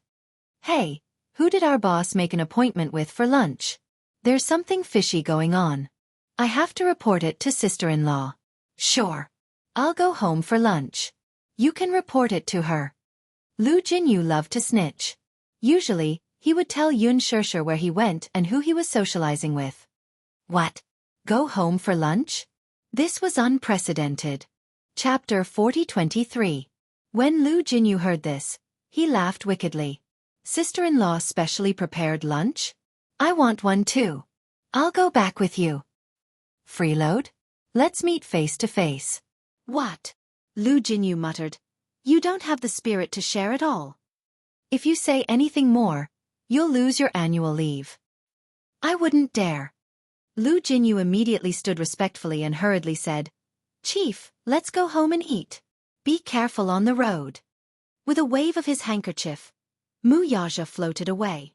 He drove home and parked the car in the garage. When he opened the door, he smelled a fragrant aroma. New Orleans roasted wings? His nose was sensitive and he could even smell what was being cooked in the afternoon. Yun Shirshir was standing in the dining room, setting the table. When she saw that he had returned, she immediately went up to him and happily wrapped her arms around his waist. Her tone was as gentle as it could be. You're back. Her light tones sounded like she was in a good mood. Muyaja ruffled her hair and looked at her lovingly. You seem to be in a good mood today. Is there anything worth celebrating? Of course there is. Yun Shirshir hugged him and rubbed against his chest coquettishly. Then she turned around and said to the kitchen, Yu, is it done? It's done. Muyaja looked in the direction of the voice and saw Yu walking out with a soup pot. When he saw Yu wearing an apron, he was surprised for a moment. This was because Muyaja's personality was extremely bad at cooking. He also didn't know how to do housework. However, he had inherited Muyaja's outstanding talent in military and business matters. Usually, when Shengyu encountered any difficult cases, he would be able to give advice and suggestions. However, when it came to housework, he was completely clueless. Only Yu's personality was good at doing housework. Muyaja looked suspiciously at Yun Shirshir and then at Yu. Yu carried the soup pot to the table and then looked up at Muyaja with a gentle smile. Daddy, let's eat. Oh? Muyaja became even more bewildered. His eyes widened in disbelief. How can you cook? He then looked at Yun Shirshir, only to see that Yun Shirshir was deliberately keeping him in suspense, but she didn't say anything. When Yu heard this, she couldn't help but laugh. Mommy, didn't you tell Daddy about this? No, you can tell him yourself. As she said this, Yun Shirshir sat down at the table and looked at the table full of dishes that Yu had prepared. She was drooling. Yu frowned helplessly and looked at Muyaja. She cleared her throat awkwardly and said proudly, What's the matter? Daddy doesn't seem to welcome me back? If Muyaja still didn't understand what was going on, then he wouldn't be Muyaja. It's you. Muyaja was extremely surprised. You're back. Yu nodded and said calmly, You don't welcome me back? Why are you acting so indifferent? Muyaja didn't know why, but his body stiffened. He couldn't believe it and he was so agitated that his whole body started to tremble. "Come here." He bent down slightly until they were eye level. Then he gently opened his arms and said, "Come here." Yu pursed her lips and walked towards him. When she was in front of him, she put her hands behind her back bashfully and her cheeks were strangely red. Chapter 40-24. Yaja finally recognized him. The person standing in front of him wasn't Gong Fan, but Yu. That innocent, pure, adorable, and kind Yu. That considerate, and gentle Yu. Yaja felt as if he was about to suffocate. He was choking and choking. Yu. He called out his name, but his voice was hoarse. Even though he hadn't seen him for so long, he didn't find him unfamiliar at all. It was as if the scene of Yu standing in front of him was still yesterday. "Daddy?" He sucked in a breath of cold air, opened his bright eyes again, and opened his trembling arms. Yaja saw that his fingertips were trembling nervously. His heart ached even more as he looked at him. He went forward slightly and hugged him tightly. "You're back." He sighed emotionally with a bitter expression. Yu was touched when he heard this. While he was unconscious, tears flowed out of his eyes uncontrollably. He could hear how much Yaja missed him. It had been so long. More than a year. He had been in a deep sleep. Daddy must have been waiting for him to come back. Just like Mommy. Xiao Chen walked out of the corridor and happened to see this scene. He didn't know why, but he also felt extremely touched. He hid in a corner and secretly watched. After a while, he walked to Yun Shirshir's side and hugged her waist to watch the scene with her. The father and son didn't seem to be like the relationship between Yun Shirshir and Yu. They didn't talk much and didn't make much physical contact. They just hugged each other like this. However, for some reason, Yun Shirshir felt an inexplicable heartache for him. However, it also gave her a very warm feeling. This was the bond between Yaja and Yu that couldn't be severed. In fact, it was different from Yun Shirshir. Yaja was a man, and a man's emotional expression was not as rich as a woman's. Usually, he did not reveal his emotions and did not speak much. Sometimes, when Yun Shirshir missed Yu so much that she could not sleep well at night, Yaja would comfort her and make it seem like it was an understatement. What was the truth? Yaja's longing for Yu had never diminished. Hugging Yu, Yaja let out a long sigh and said in a deep voice, "Yu, I miss you so much." These words made the boy's tears flow out of his eyes. He held back his tears, pursed his lips, and hugged his neck even tighter. "Daddy, I miss you too." Yu hugged him and said sadly and emotionally, "I miss you all the time." They had been looking forward to this moment of reunion for so long. Now that they were finally seeing each other again, Yu felt as if there was hot lava gathering in his chest and flowing against his blood to his head and limbs. When Yun Shirshir saw this scene, she felt as if her heart had been injected with countless things called warmth. She did not dare to disturb them, nor could she bear to disturb them. She just watched as they hugged each other. It was so quiet that even their breathing was very, very light. When Yaja sat at the dining table with Yu in his arms and looked at the sumptuous spread on the table, he felt very emotional. "It seems like it's been a long time since I've eaten Yu's cooking." When he said this, Yu found it strange and asked, "He doesn't know how to cook?" They knew very well who Yu was referring to. Chapter 40-25. Little Chen immediately replied, "No, I don't. He doesn't know how to cook or do any housework." He paused for a moment before he added, "But he is much smarter than Yu." Also, when Yu heard this, he lifted his eyes and looked at Xiao Chen with a kind expression. With just one look, Xiao Chen felt as though he had seen hell through his eyes. Xiao Chen said, Yu is still the cutest." Yu finally stopped looking at him. He blinked his eyes gently and snorted. "At least you know what's good for you." Xiao Chen laughed and immediately covered his face. However, he thought to himself, is this really not Gong Fan? Is this really the gentle and considerate Yu? Why does he suddenly have a kind expression that only Gong Fan has? It was so scary.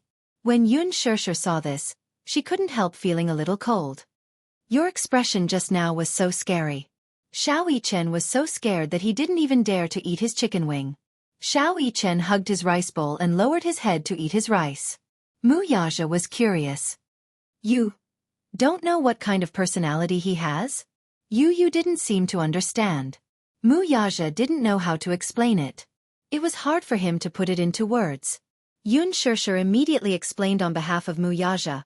What your daddy wants to ask is how he usually is and what he does. Don't you know? Yu shook his head. I don't know. I only know that he must be a very cold child. However, since he is very gentle with mommy, I reserve the right to let him exist. When Xiao Chen heard this, he suddenly felt a chill down his spine.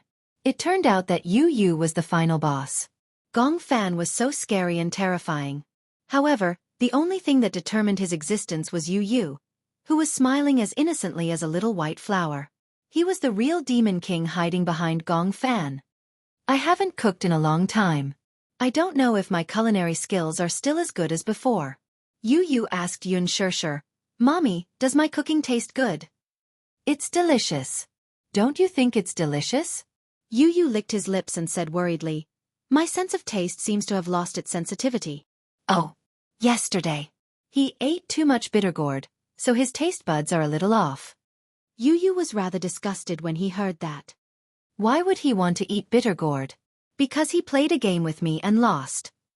Xiao Chen said proudly, the loser had to eat all the bitter gourd. Hence, he took all the bitter gourd. When he brushed his teeth at night, he said that he couldn't even taste the toothpaste. That's probably the reason. Yu's eyes were filled with disdain.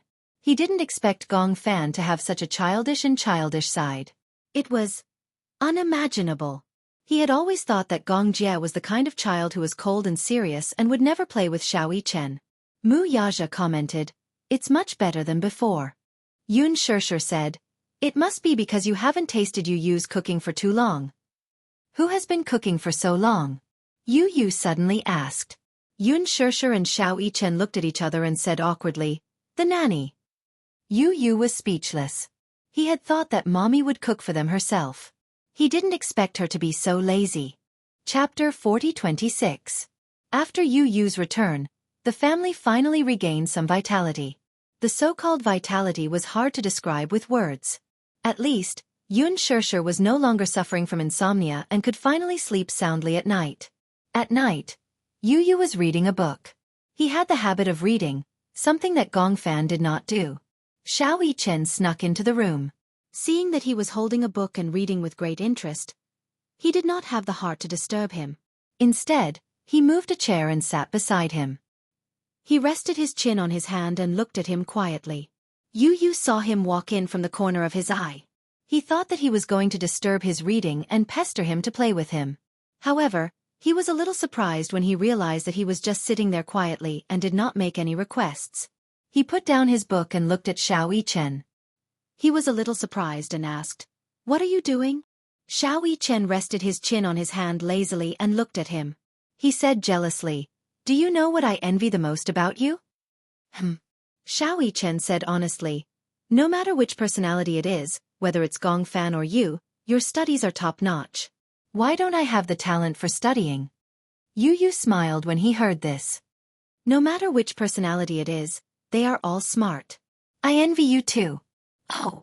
When Xiao Chen heard that Yu was envious of him, he asked eagerly, What are you envious of? I envy your stupidity. Xiao Chen was confused. Huh? Stupidity? Yu said matter-of-factly. You know, fortune favors fools. Usually, those who are a little stupid don't think too much and don't worry too much. You see, the smarter the person, the more troubled they are. However, those fools and idiots are happy every day. I don't know what they are happy about. Xiao Chen was speechless. He thought that Yu was going to praise him. However, he was shot in the knee. So infuriating. Xiao Chen hugged his arms angrily and glared at Yu. I'm your brother. How can you bully me like this? Yu raised her eyebrows and did not say anything. Suddenly, she thought of something and asked curiously, Do you know the girl who sits next to me? Qing'er. Yu racked her brains for a long time, but she could not remember her name. I think so. After Yu returned, he did not delay his studies and was now in the 4th grade. Today, when he went to class, the girl sitting next to him seemed to treat him differently. At first, she seemed to be very afraid of me, but I kept seeing the way she looked at me. It was a little special, but I couldn't describe it. It just felt weird. Yes, Qing'er likes you. Xiao Yichen smiled. In the past, when you weren't around and Gong Fan was you, he was known to be a cold prince in school. Prince. When Yu heard this, she couldn't help but laugh. Were all little girls nowadays so childish? How could she use the word prince to describe a boy? Yu asked curiously, what was Gong Fan like in school? He didn't like to talk much. No matter who he was to, he was cold and aloof. His grades were especially good. He was the kind who could easily get first place in school. Chapter 40:27. Yu was a little stunned. Were girls so precocious these days? She was already experiencing her first awakening of love. Then, what about you? Xiao Yichen was a little surprised when he heard this. Yu, are you concerned about me? I'm so touched. Yu replied, just take it that you're concerned about me. Xiao Yichen became proud. I play very well with the boys in school. You have a lot of brothers. Yes. Why? Yu raised his eyebrows. Why aren't you popular with the girls? I don't usually like to play with girls. Xiao Yichen continued, girls don't know how to play football or basketball. They can't even swing a tennis racket, so we can't play together. I see. Yu picked up his book again and started reading quietly. Xiao Yichen yawned a few times and rubbed his eyes. He was sleepy, so he stood up and went back to his room to rest. Xiao Yichen and Yu were in the same school and class. They sat in the same row, front and back. However, the two people's results were very different. Xiao Yichen wasn't bad at his studies, but he didn't like to study. Yun Shishir wasn't strict in this aspect. To her, Xiao Yichen and Yu were at the age when they were the least stressed. It wouldn't be too late for them to focus on their studies when they were in junior high school. They should play well in elementary school. Moreover, boys in elementary school were very energetic. She didn't want her two children to be bookworms who only knew how to study. Yu was different. He liked to read. Although Gong Fan wasn't as interested in books as Yu, he liked to read many reference books and foreign books. He also liked to read novels, mystery books, and suspense books. On the other hand, Xiao Yichen was very playful. He played soccer, basketball, and especially tennis. His skills were top-notch. In this aspect, Yun Shishir was more indulgent. She even learned how to play tennis. When she had nothing to do, she would play with Xiao Yichen. But in the end, it was embarrassing. She was an adult, but she couldn't play as well as Xiao Yichen. Xiao Yichen and Yu were quite popular in school. Don't look down on children nowadays. They are all very mature. Girls liked to watch idol dramas and began to read romance novels. They also had hazy fantasies about love. There were also two couples in Yu's class. However, Yu did not like to play with girls. During class that day, Yu came to class. Just as she was about to put her bag on the table, she found something in it. She took it out and it turned out to be a box of Godivan chocolates. The quality of the chocolate was not low, and the price was not low either. A box only cost a few yuan, but it cost a few hundred yuan. The school he attended was the most famous elite school in the capital. Most of the children who studied here were born rich and had extraordinary family backgrounds. Their pocket money for a day was equivalent to a month's salary for an ordinary wage earner. It was natural for them to be able to afford such expensive chocolates. Yu stared at the chocolates in a daze. She wondered who had sneakily stuffed them into her desk. Her deskmate, Qing'er, returned to her seat. When she saw the chocolates in Yu's hand, she blushed but did not say anything. She sat upright in her seat and took a book to cover her blushing face. Chapter 40:28. From the looks of it, this box of chocolates was a gift from Qing'er. However, he didn't eat chocolate. Xiao Yichen, who was behind him, stuck his head out and smelled the aroma of chocolate. He moved closer to Yu and was a little surprised to see him holding a box of chocolates. Wow, chocolate! Where did you get it? Yu replied honestly, I don't know. I don't know who gave it to me. You don't know who gave it to you? Yeah, I saw it on my desk when I came this morning. Xiao Yichen smiled and asked tentatively, can I eat it? Yu smiled and said, what if you gave it to the wrong person? Maybe it's not for me. Xiaoyi Chen immediately said, "That's impossible.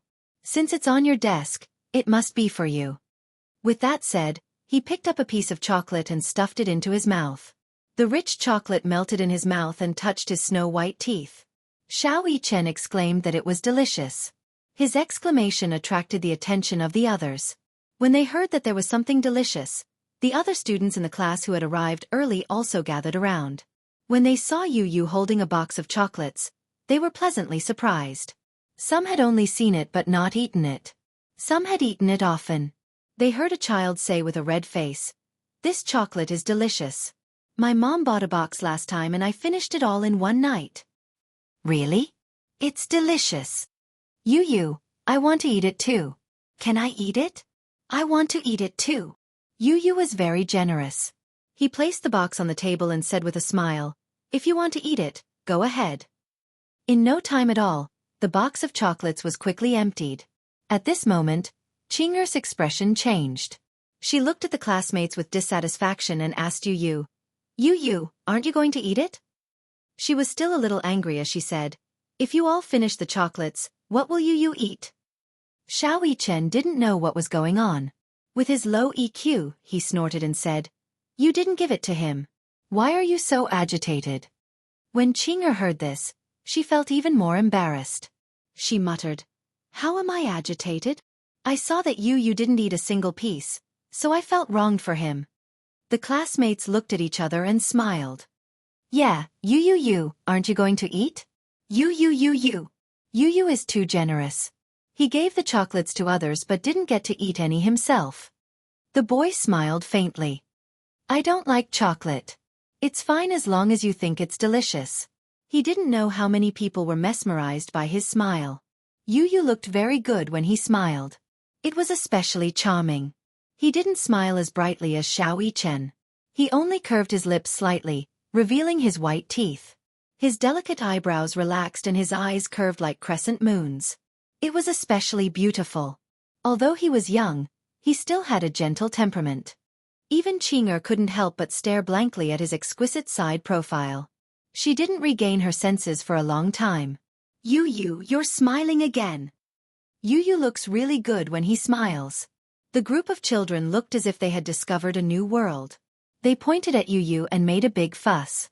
Yu, on the other hand, was scared out of his wits. Xiaoyi Chen saw that he was in a daze and immediately explained, "You rarely smiled in the past, so of course they're making a fuss over nothing." Chapter 40-29. As he said this, he put his arm around Yu's shoulder and boasted to the others, "My brother looks good when he smiles. Don't crowd around here. It's almost time for the morning reading."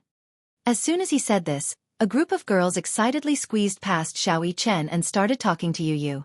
"Yu, smile again. You look especially charming when you smile.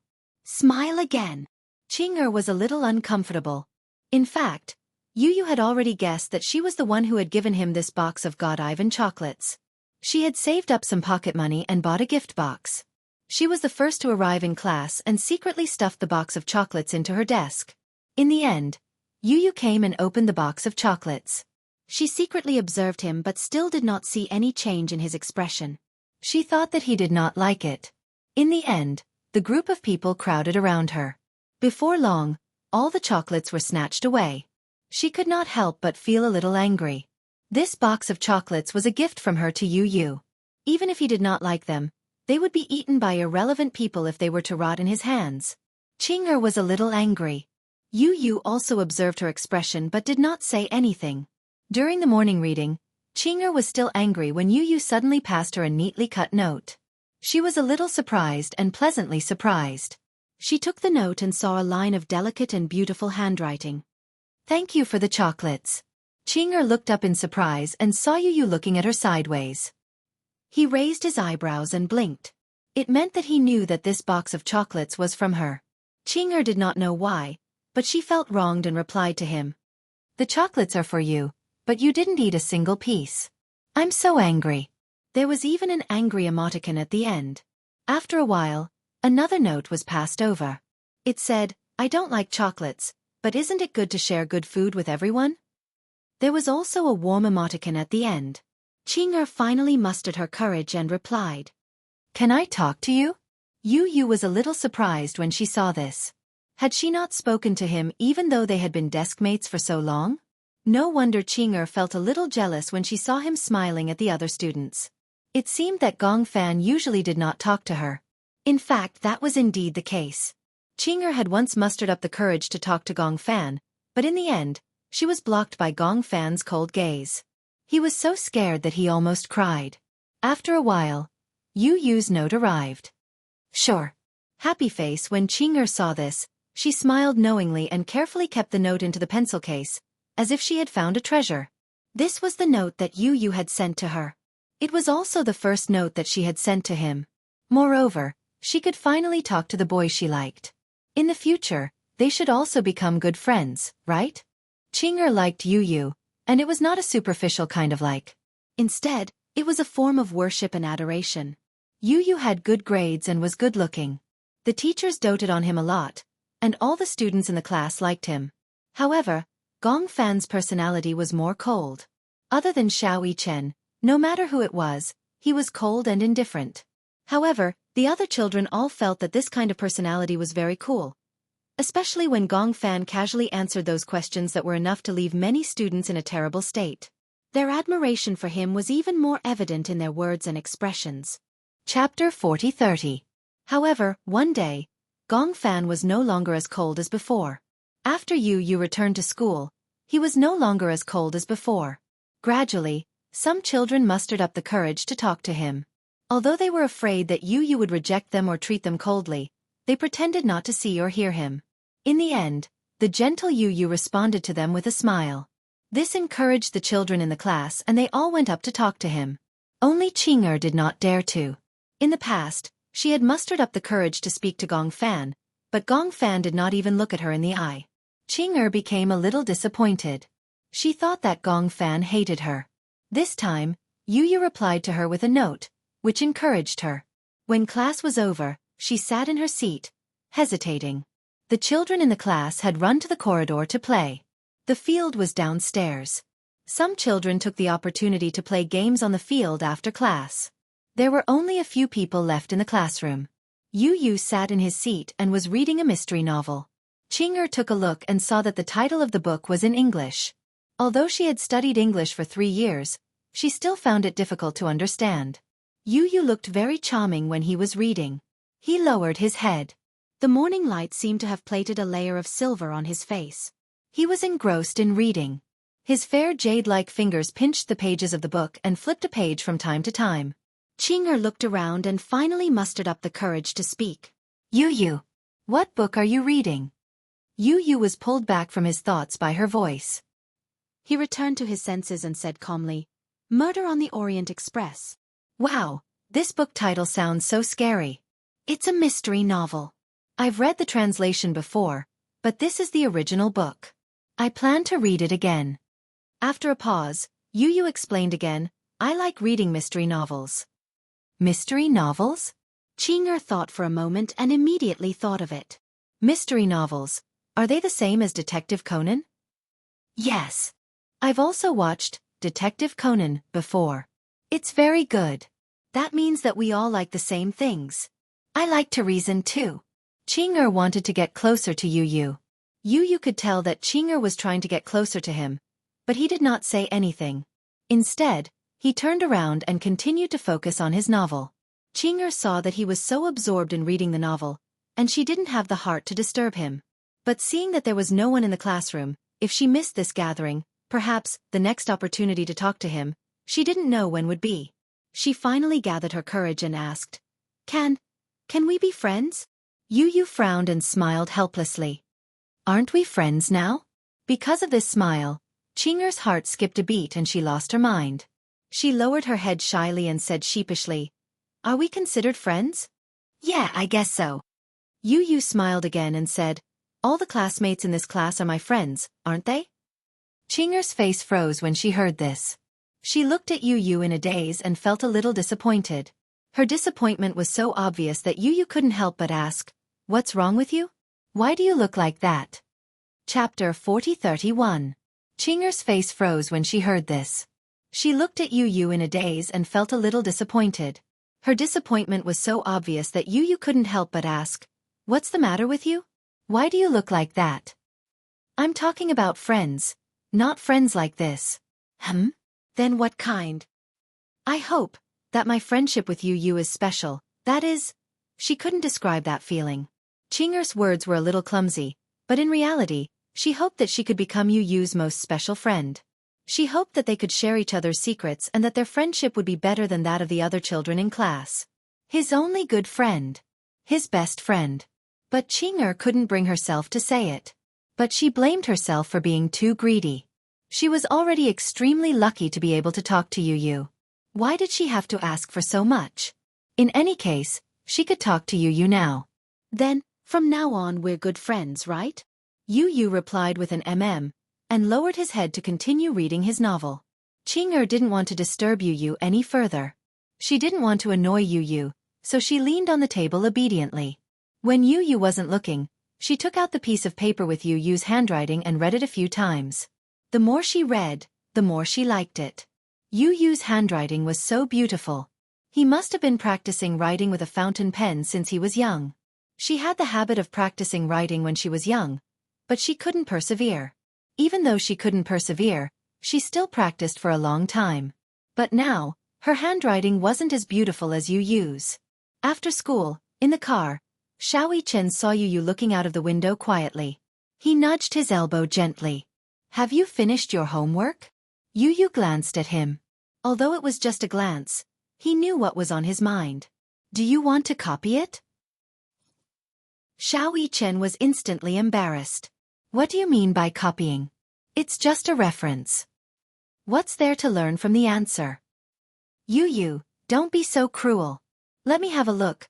I want to see what kind of thoughts you have when doing the questions." You dozed off during class. It's obvious that you don't know how to do the questions. You're starting to get serious.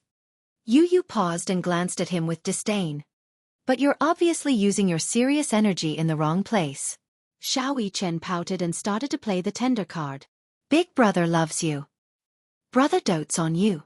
You're my favorite little brother." With that, Xiao Chen pouted and moved closer to Yu to kiss him. Yu slapped his face in disdain. "Stay away from me. I'm allergic to idiots." Xiao Chen was stunned when he heard this. He said a name in a daze, Gong Fan. When Yu looked back, his gaze was no longer gentle. Instead, it was cold and indifferent. Xiao Chen was no stranger to him. "What's wrong?" Little Chen opened his mouth, wanting to cry out in alarm, but when he met his uncle's cold gaze, he swallowed it back down his throat. "It's you." He pursed his lips and stopped talking. Gong Fan looked out of the window and glanced at Xiao Chen. He was a little confused. "Where are we?" "In the car." "What car?" Chapter 4032. In the car. Gong Fan frowned but did not say anything. Xiao Chen explained, "This is the car that's going home. We've already finished school." When Gong Fan heard this, he did not say anything else. Instead, he closed his eyes and rested. Xiao Chen did not dare to say anything. He curled up in a corner and shivered. How did this guy's personality change so quickly? Oh my god. It seemed that he could not speak ill of Gong Fan while he was Yu's personality. It just so happened that this guy had changed his personality. If Gong Fan heard it, he might not be able to bear the consequences. Fortunately, Xiao Chen was glad that he did not say anything bad about Gong Fan just now. The change of personality was an extremely short process. Perhaps in the blink of an eye, Gong Fan would replace Yu's personality and take over this body. This process often happened in a very short period of time. Perhaps in the blink of an eye, the personality changed. When they reached home, Yun Shishir saw Yu and greeted him warmly. However, she realized that the child in her arms had changed a little. He was no longer Yu. Instead, he had become Gong Fan. Yun Shishir was a little surprised, but she did not reveal it. She was worried that her reaction would be too abrupt and cause Gong Fan to misunderstand and think that she did not welcome his personality. Gong Fan was an extremely sensitive personality. Perhaps it was because of his inferiority complex, uneasiness, and unstable life that caused him to have a repressed state of mind. He had always thought that he was not welcome. Hence, when Yu returned, this sensitive mood escalated. Before going to bed at night, Yoon Shirshir told the two children a bedtime story as usual. Before leaving, when Yoon Shirshir leaned over to give him a goodnight kiss, Gong Fan, who was wrapped in the blanket, finally asked uneasily, "Mommy, will you not love me in the future?" Yoon Shirshir was not surprised that he would ask this, but she was surprised by his emotions. She had never felt so disappointed before. Yu was back. From then on, he was no longer the most special one. The love that was supposed to be shared equally with Yue Yao and Xiao Yichen was now shared equally with Yu. He felt that it was unfair, but there was nothing he could do. In fact, he even felt that Yu was doing him a favor by keeping his personality. On one hand, he rejected this charity, but on the other hand, he longed for it. That time in his sleep, he had awakened Yu's personality and even used his will to induce Yu's personality to kill him. However, just as he was about to suffocate, his tears began to flow. He began to feel uneasy, reluctant to part with her. He missed the warmth that Yoon Shirshir gave him and the warmth that the Mu family gave him. Even if it was struggling at death's door, even if it had to wag its tail and beg for mercy, it still wanted to occupy a place in this body. He did not need too much warmth. Even if it was just a good-night kiss, it would make him yearn for this world. In the end, he compromised. He compromised to his own greed. It was rare for him to put down his pride and reveal a humility that he had never shown before. "Let me stay, okay?" When Yu heard this, her heart ached as she hugged him. At this point, the two personalities had merged and coexisted. Yu knew that keeping Gong Fan's personality would definitely be a burden to his mental strength. His body was destined to be unable to bear it. Such a burden, when Gong Fan revealed his weak side, should be eliminated in one fell swoop, expelled from his body, and erased. Chapter 4033. Yu knew that keeping Gong Fan's personality would definitely be a burden to his mental strength. His body was destined to be unable to bear it. When Gong Fan revealed his weak side, he should get rid of such a burden in one fell swoop, expel him from his body, and wipe him out. However, he still could not do it. Hence, Yu and Gong Fan reached a consensus. The two personalities would take turns to appear and could not dominate each other for a long time. However, Gong Fan still felt uneasy. He was afraid that he would become a burden. He was afraid that Yoon Shirshir would hate his existence. "Mommy, will you hate me?" Yoon Shirshir felt strange when she heard this. Beside her, Xiao Yichen had already fallen asleep. Hence, she lowered her head and asked in a low voice, "Why are you asking such a strange question?" "Because I'm afraid that one day, Mommy will hate me." As Gong Fan said this, he felt a little sad and guilty. He felt that this body did not belong to him, but he was clinging to it and occupying it. He could not bear to disappear and leave. Could it be that Yoon Shirshir did not love him at all and was just waiting for Yu to return? Now that Yu was back, Mommy should know about this, right? Then, would she start to dislike him? Gong Fan felt uneasy. This was the only thing that made him feel uneasy. It seemed that nothing else could affect his emotions. Only things related to Yoon Shirshir were the things that he cared about the most and could affect his emotions the most. "Mommy, if one day you feel that I'm a hindrance, don't hate me. Tell me that you don't like me and that you prefer Yu. I will leave on my own accord. However, please leave him with his last dignity. Don't chase him away. Don't hate him." Other than that, he had no other requests. Yoon Shirshir's heart ached when she heard this. She did not know why Gong Fan would say such things. She had always known that what this child lacked the most was a sense of security. However, she did not expect him to be so sensitive that he would let his imagination run wild. However, what Gong Fan was worried about was also what she was worried about. She was worried that with the two personalities coexisting, Yu would not be able to hold on any longer. However, she did not blame Gong Fan. He wasn't the only one who was to blame. How could she blame him? However, she was also in a dilemma. Whether it was Gong Fan or Yu, she couldn't bear to part with them. But if she wanted to keep Gong Fan's personality for her own selfish reasons, what if Yu couldn't take it? If that happened, she would never be able to forgive herself. However, if he wanted to protect Yu, would he have to chase Gong Fan away? Was there no way to satisfy both sides? At least don't be so cruel. Don't overthink it. Why would Mommy hate you?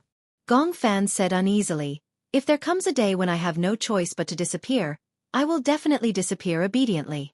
Whether mommy remembers me or not, loves me or misses me, I will always love mommy the most. This sentence touched her deeply. Yoon Shirshir hugged him tenderly and sighed. Don't let your imagination run wild. Mommy won't hate you or not love you. Whether it's you or you, both of you are mommy's favorite. Mommy loves you and will always love you. Don't let your imagination run wild, okay? Sleep early. When Gong Fan heard this, he fell asleep peacefully.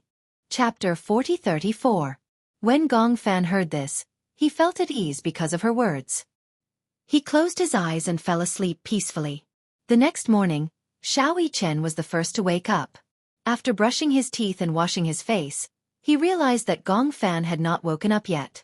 Then, he realized that Yu Yu was more sleepy than before. He did not know if he should call him Yu Yu or Gong Fan. However, he vaguely realized that Yu Yu must still be sleeping, and that the person in this body must be Gong Fan. Yoon Shirshir pushed open the door and saw that Yu Yu was still sleeping.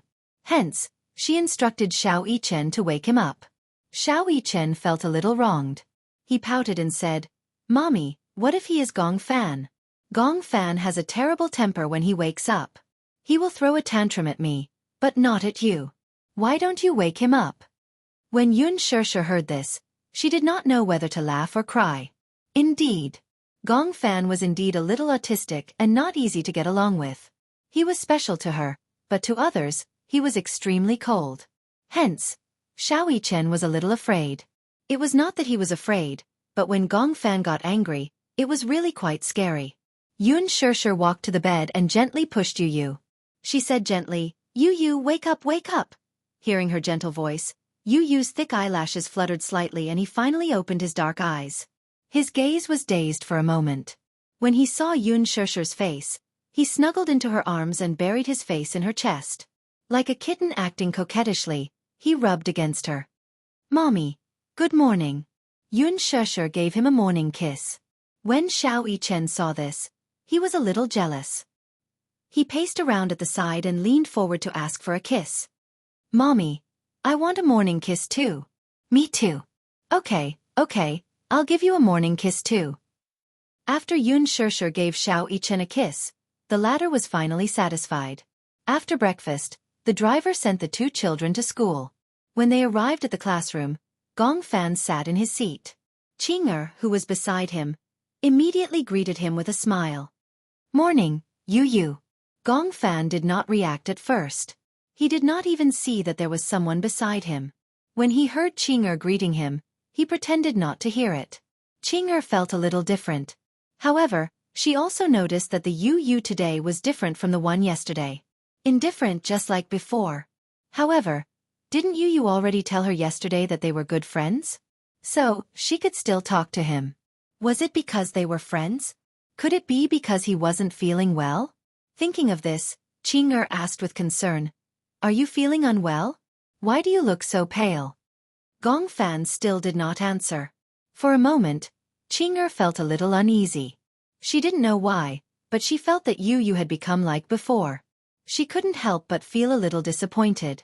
Xiao Yichen, who was sitting in the back seat, looked at Gong Fan and then at Ching'er. He quickly said to Ching'er, He's in a bad mood. Don't talk to him. He was being kind. When Ching'er heard this, she nodded silently. However, she felt even more upset. Of course, she didn't know that Yu Yu had dissociative identity disorder. However, she secretly wondered if she had done something wrong to make Yu Yu unhappy. Xiao Yichen saw it all. After class, when Ching'er wasn't around, he secretly tugged at the corner of Gong Fan's shirt. Hey, do you feel that Ching'er likes you? Chapter 40-35. He wasn't stupid or slow to react. He just didn't care about such things. When Xiao Yichen heard this, he quickly pulled him to the side. Although there are a lot of girls in this class who like you, Ching'er has liked you for a long time since she became your deskmate in the 2nd grade. Gong Fan was still indifferent when he heard this. So what? You don't have any feelings for her? Xiao Yichen's face was full of gossip. However, Gong Fan was very unhappy with his question. How old are you? What do you know about feelings? Do you understand? Xiao Yichen shook his head numbly. No girl likes me. Many girls like me. I'm puzzled. I'm so gentle to girls. Why don't any girls like me? Look at you. You're so reclusive and don't talk much. You look so cold and aloof, but there are so many girls who like you. Do girls nowadays like cool boys? Gong Fan smiled and said slowly, at least they like those with good grades. When Xiao Yichen heard this, he smiled awkwardly but politely. Are all children nowadays so snobbish? Comparing grades and family background? Gong Fan sneered. That's why I find it boring. He was still in primary school. But then again, even if he was in high school or university, he wouldn't date. It wasn't that he was cold and didn't like girls. It was because he didn't know when he would disappear. What right did a personality that would disappear at any time have to talk about these things? Just existing in this world had exhausted almost all of his mental and physical strength. Xiao Yichen touched the bridge of his nose. If you don't like her, it's better to make it clear. I feel that Qing'er treats you differently. Speaking of which, girls nowadays are so mature. It's really scary. Gong Fan turned to look at him and said angrily, if she doesn't tell me, how can I reject her? Xiao Yichen was stunned. That's true. He thought for a while and suddenly said, why don't we pass a note? As he spoke, he leaned over to Gong Fan's ear and whispered a few words. Before class started, Qing'er returned to her seat. Gong Fan glanced at her and secretly passed her a piece of paper. Qing'er was a little surprised. When she took the note in her hand, she saw that it was written by Gong Fan. However, the handwriting was slightly different from Yu Yu's. Different personalities even had different handwriting. She was a little surprised. She took a closer look and saw a line of words on the note. Do you like me? Her heart skipped a beat and she almost suffocated. She was stumped by such a straightforward question. Could it be that Yu Yu liked him? Thinking of this, she held the pen, but did not know how to reply. She raised her head again and stole a glance at Gong Fan, only to see him looking at the book.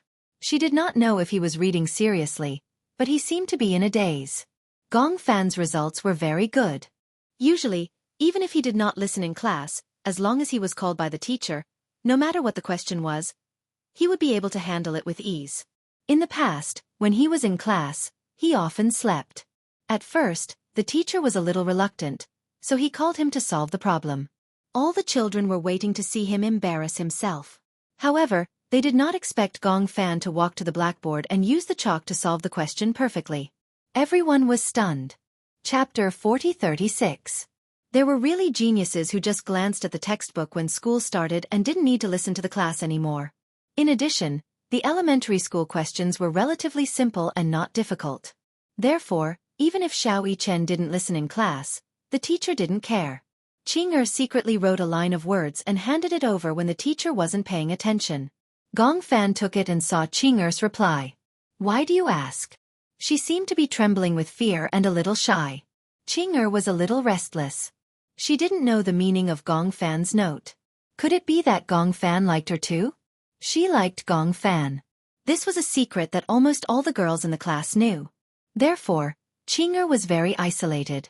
She wasn't isolated because she liked Gong Fan. There were so many girls who liked Gong Fan, so they wouldn't isolate Qing'er. It was just that Qing'er was Gong Fan's deskmate. This made many people jealous. Gong Fan was famous in the school. Many children in the classroom next door would secretly pass by the classroom and pretend to be unintentional to sneak a peek at Gong Fan. Sometimes, during the afternoon break, Gong Fan would rest on the table. Many children would just lie on the window and watch him for the entire afternoon break. Sometimes, the school would organize spring and autumn outings. They would line up according to their seats and the teacher would ask the deskmates to hold hands. Therefore, as Gong Fan's deskmate, Qing'er enjoyed privileges that many people yearned for but couldn't get. For example, she could sit in the same seat as Gong Fan on the bus. When queuing, she could hold Gong Fan's hand. During class, she would sit next to Gong Fan for almost the entire day. She could admire Gong Fan's beauty up close. It was not surprising that she was isolated. Another reason was that Qing'er was the daughter of the dean. Therefore, she also enjoyed many privileges. For example, every semester, the seats would be rearranged. Only Qing'er's seat would always be next to Gong Fan. It was impossible for them to be deskmates for 3 years without special arrangements. Therefore, Chinger was very isolated. In fact, this seating arrangement was not requested by Chinger. It was specially arranged by Chinger's mother, who was the dean. Gong Fan and Xiao Yichen's family background was unknown. The school kept it a secret. Even if it was a parent-teacher meeting, if Yun Shishir disguised herself, very few parents would be able to recognize her. However, the dean had the right to know. She knew Gong Fan's background, so she specially arranged for her daughter to sit next to him. It was naturally beneficial for the two children have a good relationship. As a result, Chinger was able to get her wish to sit next to Gong Fan after changing seats almost every semester. Gong Fan's height was constantly increasing, and his seat was slowly leaning towards the back. Chinger's unshakable height was also sitting at the back with Gong Fan. Such an illogical arrangement naturally made many children's twos ants to their age. TTSS, STT, S2s to S. His personality was relatively straightforward. 3 words, I don't like you, left almost no face for her. Teet, T, Teet to T2s. Chapter 4037. He didn't like her. He didn't like her. He said that he didn't like her. Then why did he ask her, do you like him or not? Chinger couldn't figure it out, but the truth was right in front of her eyes. She couldn't deny it. You didn't like her. This fact almost destroyed her like the end of the world. Chinger bit her lip hard and covered her face with her textbook. Her tears dripped onto the table. When little Yi Chen, who was behind her, saw this, he stuck his head out to look, but he did not know what was written on the note. He was curious for a moment, and when he saw Chinger crying so sadly, he became even more curious. Wah! She seemed to be crying very sadly. Gong Fan must have made her cry. This younger brother of his was really terrible. He always made girls cry. Why was he so fierce to girls? He couldn't help but wonder if Gong Fan had written something outrageous on the note. He was still the best. At least, he would never make Lisa cry or upset her. He was the only one who was beaten to tears by her. But then again, what exactly did Gong Fan write that made her so sad? Didn't she ask him to be more tactful? Xiao Yichen stretched his neck, trying to see what was written on the note. Mu Yichen. When the teacher called out his name, he was so shocked that he stood up, looking embarrassed. What? Ha ha ha. There was a burst of laughter. Many of them covered their mouths and secretly sized up Xiao Yichen. Xiao Yichen looked around speechlessly and saw others looking at him gloatingly. What are you laughing at? He furrowed his eyebrows and snorted. The teacher asked, What are you doing? I'm not doing anything. Then why are you stretching your neck? When Xiao Yichen heard this, he pretended to be calm. Teacher, this is not an exam. I'm not peeping at other people's answers. Ha ha ha ha. Everyone laughed again. The teacher was a little angry. Then can you explain the grammatical difference between the past tense and the present tense? Xiao Yichen was dumbfounded. He didn't understand. He looked at the teacher. The teacher looked at him. They stared at each other. The scene fell silent for a moment. Gong Fan turned back to look at Mu Yichen, then turned back silently. Gong Fan, answer this. Gong Fan did not even stand up. He said indifferently, Don't ask me this kind of question. This time, it was the teacher's turn to be embarrassed. He asked somewhat uneasily, What do you mean? Only an idiot wouldn't know such a simple question. The idiot behind him was so angry that his whole body trembled. He gritted his teeth and clenched his fists. Have you ever seen a younger brother who would tear down his brother's stage? He was. This younger brother of his was too much. After class, Chinger was still lying on the table. She buried her face in her arms and couldn't be seen clearly. But looking at her shoulders heaving up and down, one could guess that she must be crying.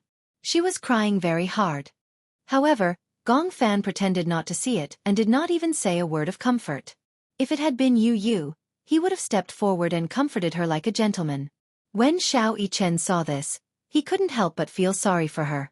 He gently moved closer to Gong Fan's ear and said uneasily, How long is she going to cry for? Gong Fan didn't say anything. Xiao Yichen expected better from him. Can't you say a few words of comfort? What does it have to do with me? She's crying because of you. Does it have nothing to do with you? Chapter 4038. Then why is she crying so hard? Gong Fan shook his head with an indifferent expression. Xiao Yichen felt helpless too. Even though he sympathized with Qing'er, he didn't know how to comfort a crying girl. Just like that, Qing'er was in a daze for the entire day and had no energy left. That was how Gong Fan went about his business. However, something happened in the afternoon. Look, where's Qing'er's love letter? Let me see who it's for. During lunch break, a mischievous boy took a book from Qing'er's desk and realized that Qing'er had written a few pages of a love letter. Hence, he took advantage of the fact that Qing'er wasn't in the classroom to announce it. The boy took a look and showed it to everyone, saying, "Wow, it's for you. Let me read it out loud for all of you." Hence, the boy read out the contents of the love letter to everyone with great emotion. You, do you know? I've liked you since the first time I saw you. Even though you don't like to talk and ignore me, it doesn't affect my love for you. At first, I was curious about you and didn't understand why you didn't pay attention in class. But no matter what the questions were, they couldn't stump you. I feel like you're Superman. The boy read out the love letter with great emotion. The others crowded around and fought over it from time to time, wanting to see Qing'er's love letter with their own eyes. Just then, Qing'er walked into the classroom with a stack of homework books. She had just returned from the teacher's office. As she was the class representative, she had to go to the teacher's office every afternoon to get her graded homework. She wasn't in a good mood. When she entered the classroom and saw many people crowding around the podium, she didn't pay much attention to it. It wasn't until she heard some familiar phrases when the homework books were distributed that she looked at the podium in surprise. She saw everyone sizing her up with smiles on their faces. Some of them looked at her with ridicule, some snickered, some looked at her with contempt, and some looked at her with disdain. Those piercing gazes seemed to be mocking her for thinking too highly of herself. The boy laughed and said, "Qing'er, you're indeed the language class representative. Your writing style is so good." As he spoke, he proudly waved the love letter in his hand and playfully stuck out his tongue. Qing'er shuddered, and her face flushed red with shame and indignation. You stole my notebook." "Notebook? Is this a notebook?" This boy doesn't get along with Qing'er very well. In the past, during self-study, Qing'er was also a disciplinary committee member. She was a very serious girl and was very serious about rules. However, there were always some naughty children in the class who did not abide by the rules of self-study, including this boy. She had remembered his name more than once, so the boy had always mocked her for being a tattletale and went against her at every turn. Taking advantage of Qing'er's absence, the boy secretly flipped through her desk. Unexpectedly, he found a love letter secretly written to Yu, so he spread the news. Qing'er flew into a rage out of humiliation. "Li Xicheng, what are you doing? I didn't expect that as the class committee member and the language class representative, you didn't study hard and wanted to learn how to date like an adult. You even wanted to confess to Yu. Why don't you take a look at yourself? Yu is so outstanding. Would he like you?" Chapter 4039. Give it back to me. Qing'er was so angry that her face was livid. She walked over and tried to snatch the notebook from his hand. "Give it back to me." "Ha! I'm not giving it back." Li Xicheng gripped the notebook tightly in his hand and snorted coldly at her. "Who told you to keep complaining and remembering my name? Now I've found out that you're in a relationship. You're a class committee member, yet you're leading a student in a relationship. What would your mother, the head of teaching, think if word got out? You! Give it back to me." Qing'er was so angry that she cried and screamed. Li Xicheng wanted to tease her. "I'm not giving it back. Why don't you come and snatch it from me?" Li Xicheng jumped onto the podium and held the notebook high. Qing'er could not reach it no matter how hard she tried. She was not as tall as him to begin with. Now she could not snatch it from him. "Do you know Yu's family background? You're not even pretty enough. Why would anyone take a fancy to you? His father is the chairman of Shangyu Corporation and is worth hundreds of millions. His mother is the popular movie queen Yun Shishir. Are you worthy of him?" "What?" As soon as Li Xicheng finished speaking, the others exclaimed, "Yu's mother is a superstar?" If Li Xicheng had not said it, many people would not have known. "Yes, my dad said it. My dad once attended a cocktail party held by Shangyu Corporation and saw Yu standing with his parents. Many celebrities attended the party. I saw Hua Jin holding Yu. Huajin.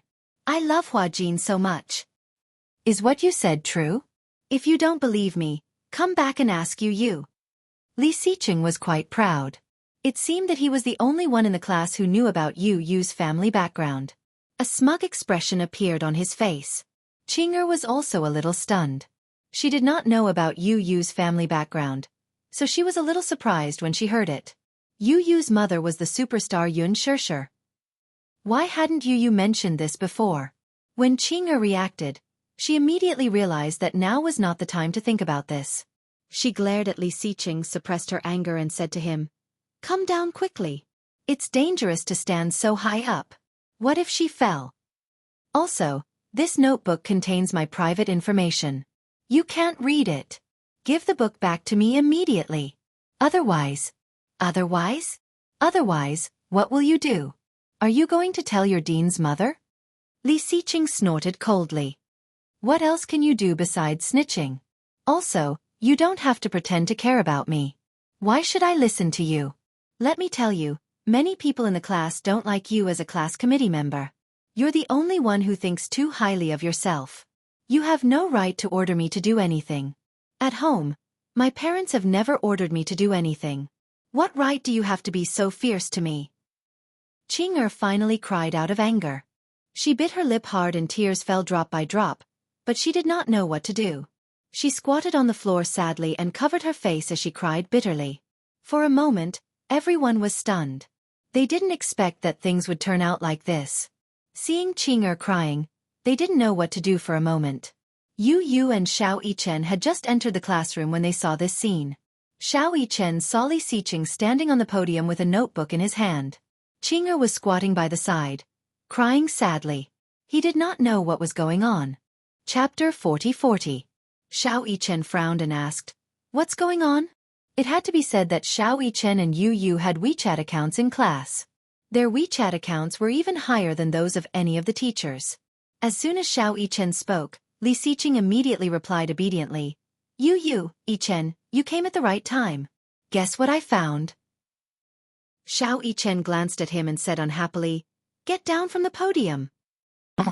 Li Xiqing listened to Xiao Yichen's words and jumped down from the podium obediently. He went up to them and presented Qing'er's notebook in front of them as if he was presenting a treasure. "Can you guys guess what this is?"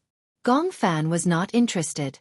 Xiao Yichen looked at Qing'er, who was squatting and crying, and vaguely felt that Li Xiqing was the one who made her cry. What's going on? Why is Qing'er crying? At the side, a boy mustered up his courage and said. Li Xiqing peeked at Qing'er's notebook. "There's a love letter written by Qing'er to Yu. Qing'er saw it and was so angry that she cried." Li Xiqing glared at them and said, "Do I need you to speak?" Gong Fan heard this and frowned. He looked at Qing'er with a complicated expression but did not say anything. However, he did not look too good.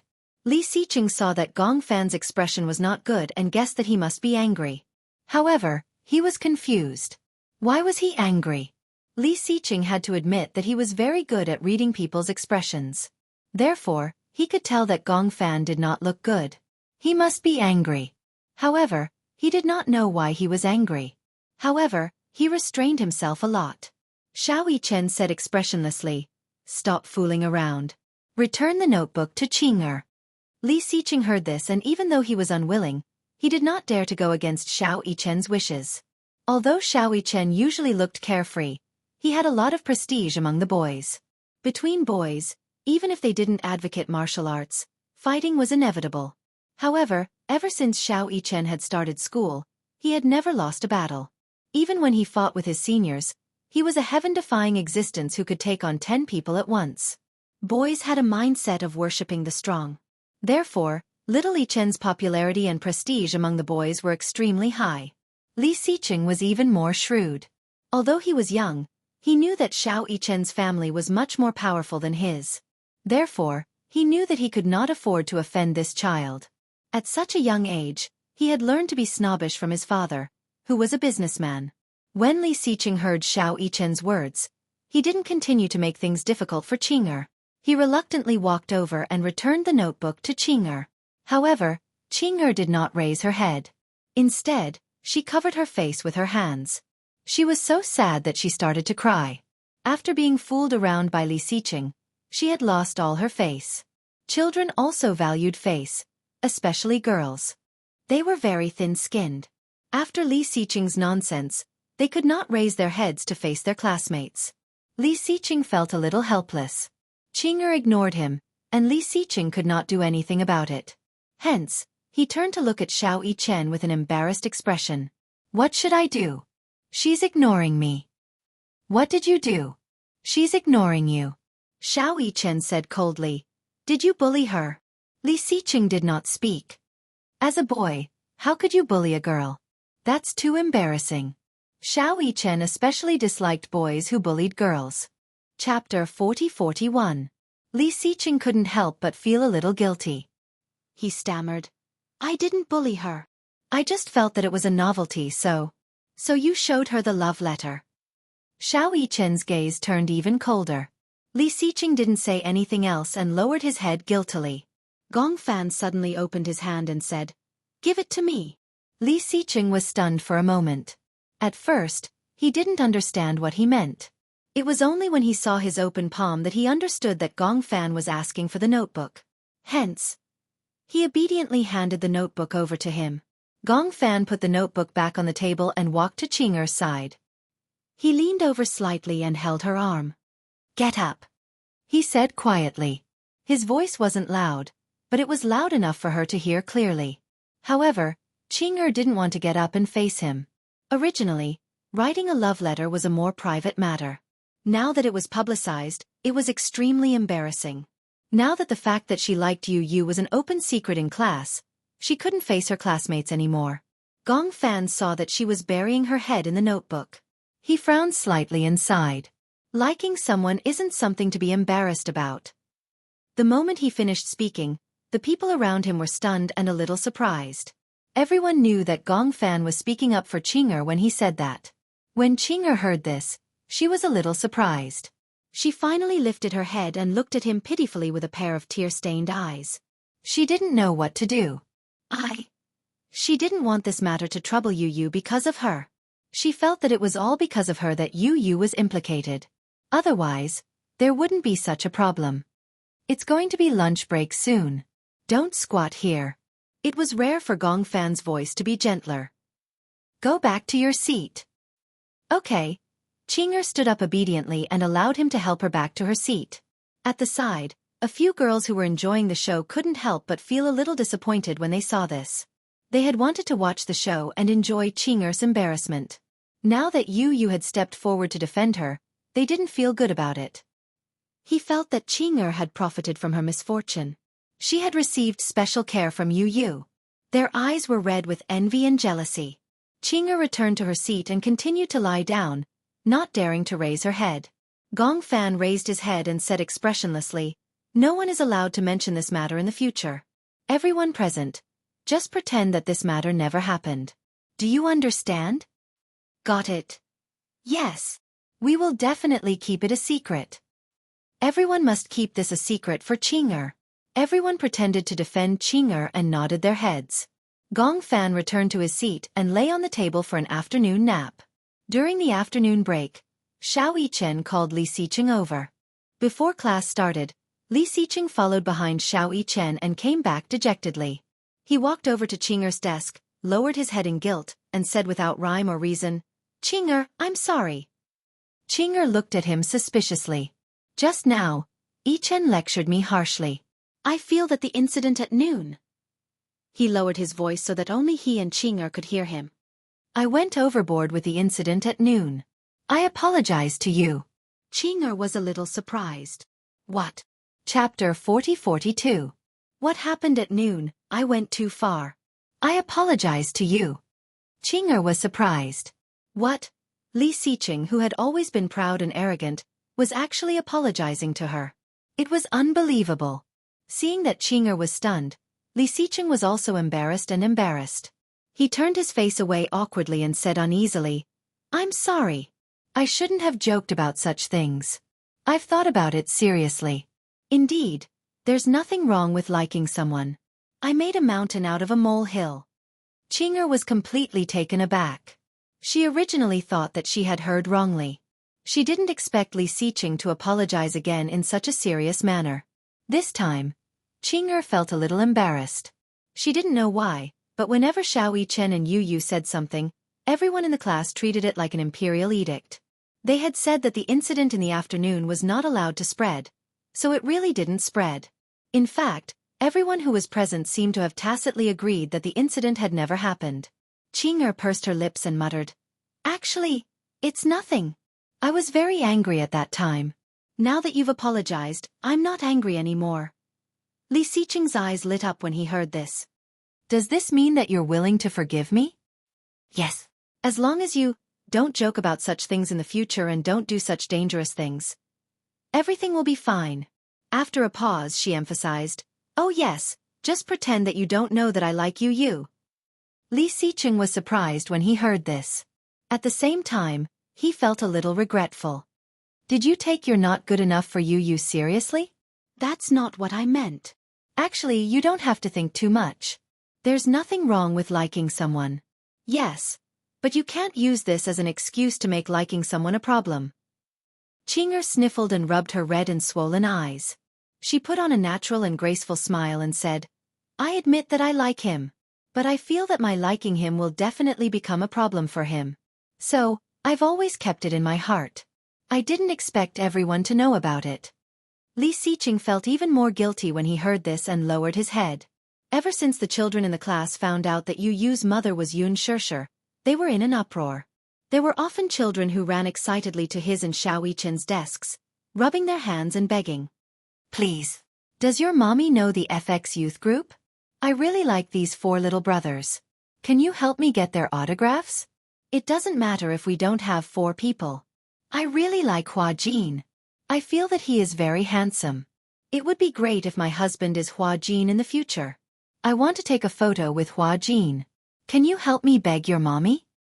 If I can have a photo with Hua Jin, I think I can brag about it for a year. Please, please."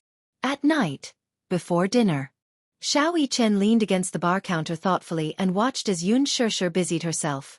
After frowning for a long time, he finally spoke. "Mommy."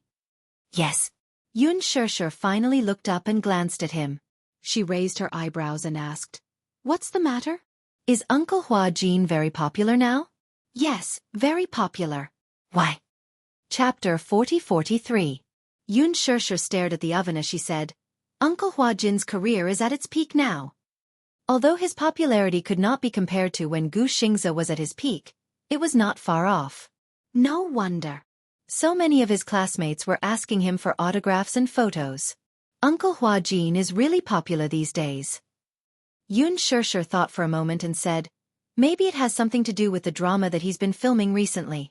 The drama that he filmed last year is called Stargazing. Isn't it one of the top shows in the ratings? I heard that he's been running around so much these past few days."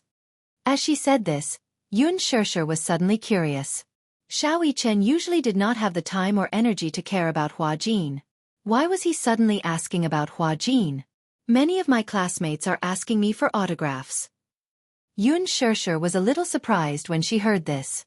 "Why are they asking you for autographs?" "That's because one of my classmates seems to know that my dearest mommy is a superstar.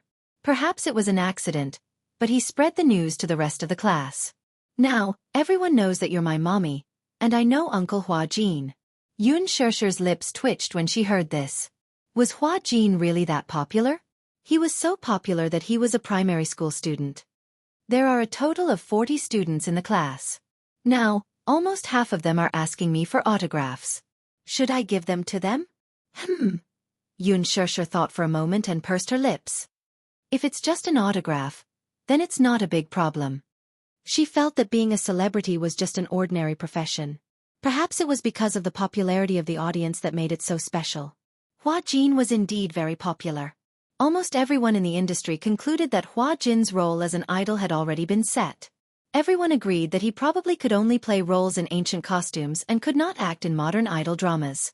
However, this year, Hua Jin completely overturned everyone's understanding of him with 2 teen idol dramas, one Blossoming Half Summer and the other Starry Day. Hua Jin was already in his 20s. Even though he was wearing a school uniform, he didn't feel awkward at all. Especially since Blossoming Half Summer was an idol drama that spanned from the campus to the city's shopping mall. The male lead was played by Hua Jin from his youth to his middle age. There wasn't any sense of awkwardness. It was hard to believe that the #1 actor in costume dramas was actually more popular than costume dramas. A total of 25 autographed photos. Xiao Yichen counted with his fingers and then said to Yun Shishir, "Mommy, ask Uncle Hua Jin for me." "You can call him yourself. It's not like my classmate asked me for it," Yun Shishir said. Xiao Yichen opened his mouth and wanted to refute, but he didn't know what to say. All right. He gave in. Sitting in the study room, Xiao Yichen dialed Hua Jin's number. After a long time, the call finally got through. "Hello. Uncle Hua Jin, it's me. Ahem." Xiao Yichen cleared his throat awkwardly. His face was a little red. Hua Jin was a little surprised when he heard Xiao Yichen's voice. Why did you think of calling me?" Can I ask you for a favor?" What is it?" "Can you give me 25 autographed photos?" Hua Jin was stunned when he heard this. Chapter 40-44. Because, when my classmates found out that I knew you, they all asked me to do it. They said that they are your fans. "I see." Hua Jin pondered for a moment. "It's easy to get an autograph, but I won't be free for the next few days. Why don't you wait for me to take a break in a few days and I'll give you an autograph?" "Okay, that's good too." Xiao Yichen was touched. "Thank you, Uncle Hua Jin." Hua Jin was touched. Xiao Yichen and Hua Jin were not close. In fact, Hua Jin liked Xiao Yichen and Yu a lot. However, these two rascals were not close to anyone other than Yun Shishir. He had been worried that he could not find a chance to suck up to them. Wasn't this a good time to suck up to them? He did not expect that Xiao Yichen would say thank you to him in such a sweet voice. Hua Jin suddenly realized that his chance to suck up to them had finally come. Unfortunately, his schedule was quite full these few days. Hence, Hua Jin promised Xiao Yichen that he would send over the autograph as soon as he was on break. Xiao Yichen was not in a hurry. However, Xiao Yichen's classmates thought that Xiao Yichen had forgotten about the autograph after so many days. Hence, they urged him a few times. Xiao Yichen explained to them that Hua Jin's schedule was too full. He would send over the autograph in a few days when he was free. Hence, they waited patiently for a while. However, after waiting for a long time, some of them started to complain. "Is it real or not? Didn't Li Xiqing say that Xiao Yichen's mother is a celebrity? Why does it seem so difficult to get an autograph? Could it be that the autograph is fake? After all, it's weird for him to agree to more than 20 autographed photos at once. Actually, it's normal for celebrities to not know each other. Perhaps Xiao Yichen's mother doesn't have a good relationship with Hua Jin? Wasn't Xiao Yichen's mother Yun Shishir? I know her. She and Hua Jin acted in a TV series called Lethal Beauty. Have you seen it? Xiao Yichen's mother played a bad woman in the drama. I hated her to death when I was watching the drama. I couldn't wait for her to die. Shoo! You can't let Xiao Yichen hear that. I'm talking about the characters in the TV series. It's not like it's him. Even so, we can't let Xiao Yichen hear about it. He'll get angry. Yeah, it seems like he's always very serious about his family. He won't even joke about it. After waiting for a few more days, Hua Jin went on leave just as most of them were about to forget about it. He had been planning how to give Xiao Yichen and Yu a surprise. In the end, Xiao Yichen and Yu were completely shocked. That afternoon, during a self-study session, someone suddenly screamed, "It's Hua Jin!" Wow! It's really Hua Jin. Soon, the entire classroom was in an uproar. Xiao Yichen, who was already dozing off, was suddenly awakened by an earth-shattering scream. What the hell? Was it an earthquake? Chapter 40-45. There was a crowd of children in the classroom. Hua Jin was looking for Xiao Yichen and Yu through the window. When he finally found them, he smiled and waved at them. Gong Fan turned around with a cold expression and pretended not to see them. Xiao Yichen, on the other hand, was shocked. It was Hua Jin. When he was dozing off just now, he suddenly felt as though there was an earthquake in the classroom. There was a huge commotion and he vaguely heard Hua Jin being at home. He wondered what was going on, but it turned out that Hua Jin was actually here. He came directly to the school in person. Was he crazy? Xiao Yichen had a look of disbelief on his face. Rather than saying that he was shocked, it was more appropriate to say that he was horrified. Was he crazy? Hua Jin, on the other hand, did not seem to be aware of his horror. Instead, he waved the autographed photos in his hand as though they were treasures. He smiled at Xiao Yichen through the window and said, "I brought the autographed photos over." Xiao Yichen held his forehead helplessly. He actually came all the way to the school just to give a few autographed photos. This was simply too crazy. Xiao Yichen stood up helplessly and walked out of the classroom. Hua Jin immediately came up to him and handed him a thick stack of autographed photos. The reason why he said it was a thick stack was because Hua Jin did not give him photos, but handwritten photos. Autographed. Where are the photos that you promised? Hua Jin said proudly, "These are all limited edition photo albums. You can't buy them normally. I hoarded them and prepared them as gifts for my fans. I've offered them to you. Are you still not satisfied?" He talked non-stop. After a pause, Hua Jin lowered his voice and said angrily, "Besides, how shameful would it be to give them photos?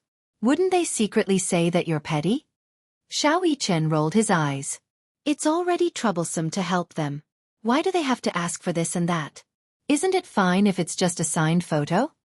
Hua Jin shook his head and sighed. "Since they're all my little fans, then I'll just treat it as me giving my fans some benefits." Xiao Yichen raised his eyebrows. "All right. By the way, how did you get in here? No one stopped you?" As he spoke, he suddenly thought of something. "Also, you raided my school. What are you trying to do?" "I have a surprise for you." "Haha, there's no joy." Xiao Yichen glanced at him.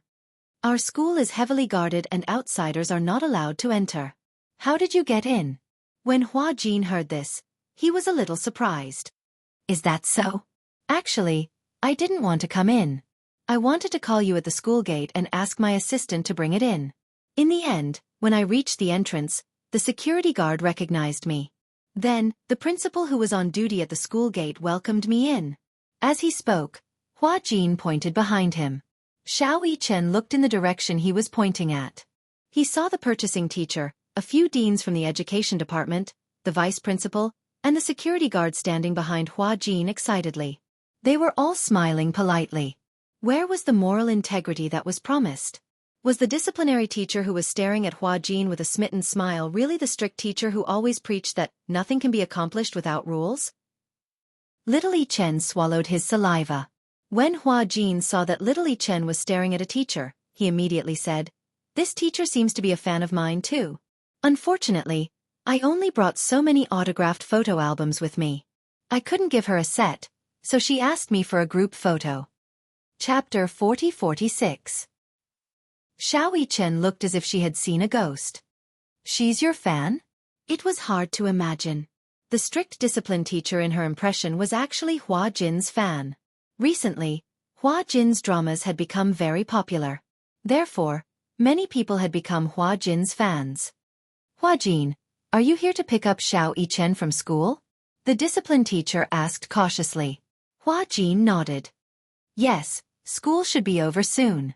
I'm waiting to pick up the two of them and go home together." The discipline teacher hummed in acknowledgement and looked at Little Yichen enviously. She envied Xiao Yichen for being able to interact so intimately with Hua Jin. She even had her idol personally pick her up from school. She wished she could become Xiao Yichen. Even if it was just for a moment, she would be happy. Gong Fan sat in the classroom and yawned. He leaned on the table and ignored what was happening outside the window. It was as if Hua Jin's appearance had nothing to do with him. The children in the classroom were in an uproar. They all got up and ran to the window and door. When the discipline teacher saw this, she immediately stormed into the classroom and said sternly, "Focus on your self-study. Don't look around." "Wow, that's too much. We're acting like a die-hard fan in front of Hua Jin. What's wrong with us looking around?" Many students lowered their voices and muttered unhappily. After the discipline teacher left, a group of people looked out of the window curiously. Many of the children were amazed by Hua Jin's good looks. Wow, I didn't expect him to be better looking in real life than on TV. Don't many people say that celebrities don't look as good in real life as they do on TV? I think Hua Jin looks really handsome in real life. He's really handsome. Hua Jin was much more handsome in real life than on TV. Although Hua Jin didn't want to admit this, he really didn't look good on camera. In fact, his face looked chubbier in TV. In real life, Hua Jin's beauty was undeniable. Celebrities and ordinary people were really different. Hua Jin stood outside the corridor. Although he was only wearing ordinary clothes and a cap, it could not hide his shining physique. Not long after, Hua Jin and the class teacher walked in. Then, according to the name list that Xiao Chen had given them, they handed out autographs and photos to the children. The classroom was in an uproar. Round after round of exclamations rose and fell. After school, Hua Jin waited at the classroom door for Xiao Chen and Yu to pack their bags. He told his assistant to wait outside the school gate, but the assistant was worried that a public figure like him standing in the corridor would cause a commotion and congestion when parents came to the classroom to wait for their children to finish school.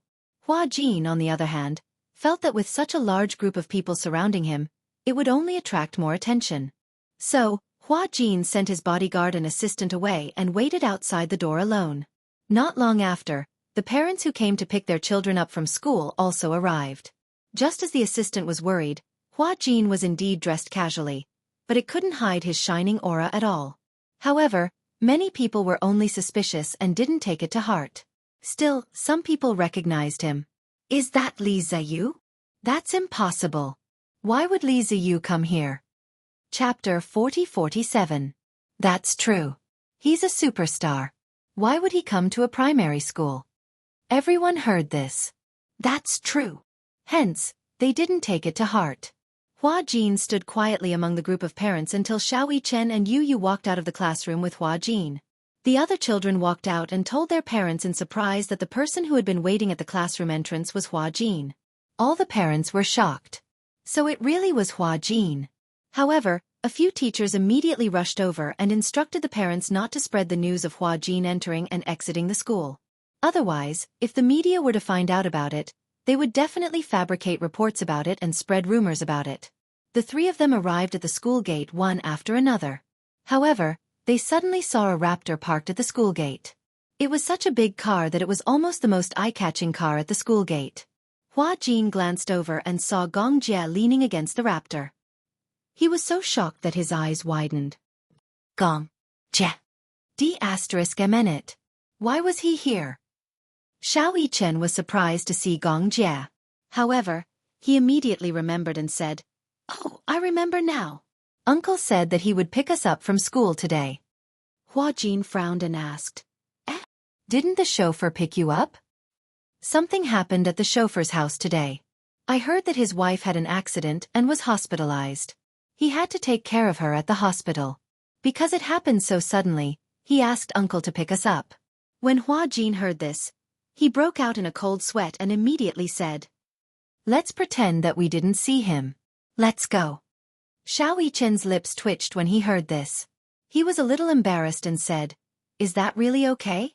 If Uncle didn't see us, he would be very angry." Gong Fan raised his eyebrows but didn't say anything. Xiao Chen was a little worried. Uncle can be very scary when he gets angry.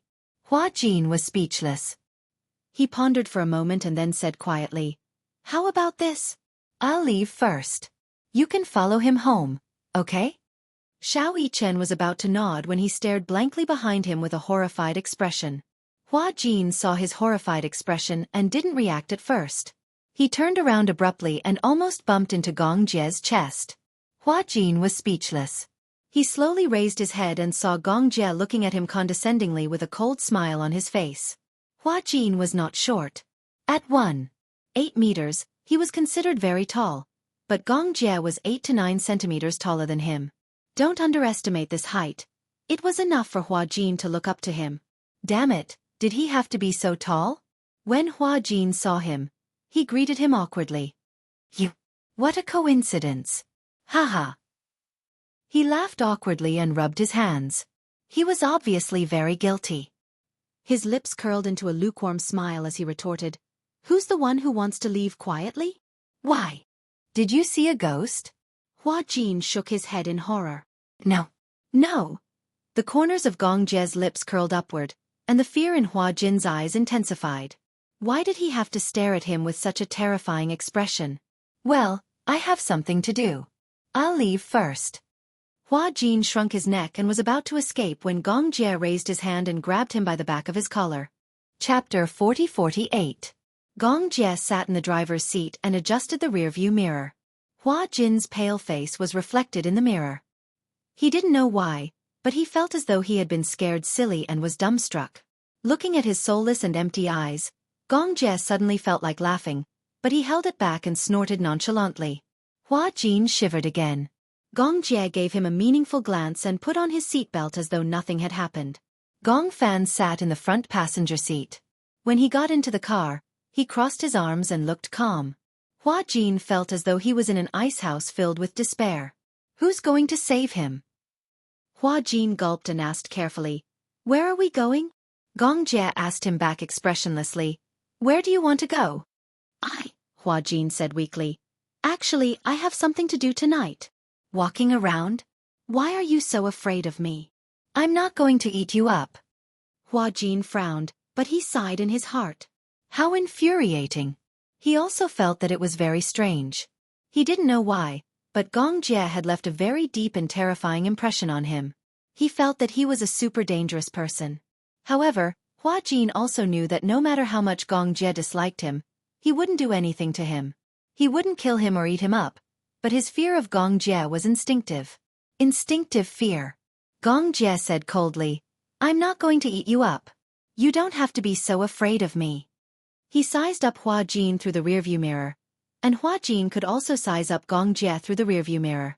Gong Jie didn't know why, but even though he was smiling, he felt as though a layer of ice had formed on his face. He realized that Gong Jie and Gong Fan were indeed uncle and nephew. Regardless of whether he was happy or unhappy, he always acted like he was unapproachable to outsiders.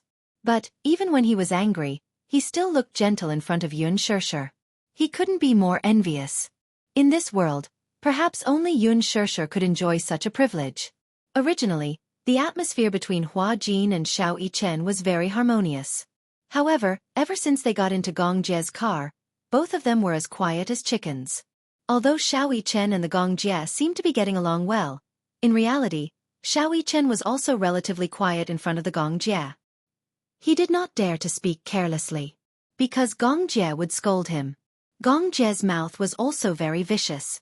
He was almost on par with Yu Yu, and he hit the nail on the head. He still remembered that Xiao Yichen had drawn a picture and showed it to Yun Shirshir as though he was presenting a treasure. Gong Jie happened to be beside them, and he quietly said, "Is this a scribble?" Xiao Yichen's entire being withered. How could they bully him like this? Moreover, the uncle and nephew were ganging up to bully him. Gong Jie even said that Xiao Yichen's genes must have mutated. Otherwise, how could you be so stupid when Xiao Yichen was so smart? However, fortunately, Mu Yaja was on Xiao Yichen's side. He casually said, "Why don't you say that Yu Yu's genes have mutated? His IQ is already considered heaven-defying for a child his age." Although this sentence didn't carry much weight. But, at least he had his daddy's support. It could be said that the family was divided into two factions. Mu Yaja and Xiao Yichen, Hua Jin, Yu Yu and Gong Jie. Yun Shirshir was in the middle. At that moment, they happened to pass by the intersection of the street. Chapter 40-49. Gong Jie immediately stopped the car and instructed Xiao Yichen, "Sit here obediently. Uncle will buy it for you." After a pause, he glanced at Gong Fan. "Do you want some?" Gong Fan's face was full of disdain. "No." "Then what do you want to drink?" "Wolfberry tea." Gong Jie mocked. "Are you a Buddhist primary school student? You're so young and you're already so concerned about your health." "I don't like things that are too sweet." Hua Jin muttered curiously. "That can't be. Doesn't Yu Yu like sweet things?" In the past, Yu Yu especially liked to drink cola. Other than cola, she also loved other sweets. However, Gong Fan was different. He only drank cola and politely declined other sweets. Gong Jie looked at Hua Jin again. "What about you? Are you treating me to a drink?" Gong Jie raised his eyebrows and was a little displeased. What else? You. No. There are too many people. Gong Jie didn't say anything and only instructed him to take care of the two children. The car door closed with a bang, leaving Hua Jin and Xiao Yichen looking at each other. Gong Fan said, "Why does it feel like a husband asking his wife to take care of the children?" When Hua Jin heard this, his face turned red with anger. "Hey, don't spout nonsense." Gong Fan said, "I'm just spouting nonsense.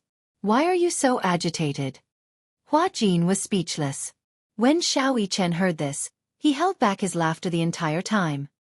His shoulders shook as he secretly laughed. After hearing what Gong Fan said, he also realized that it was true. From the looks of it, his uncle was really like a husband who went out to work, and Hua Jin was like a stay-at-home wife who stayed at home to take care of the children. When he thought about it, it really did look like it.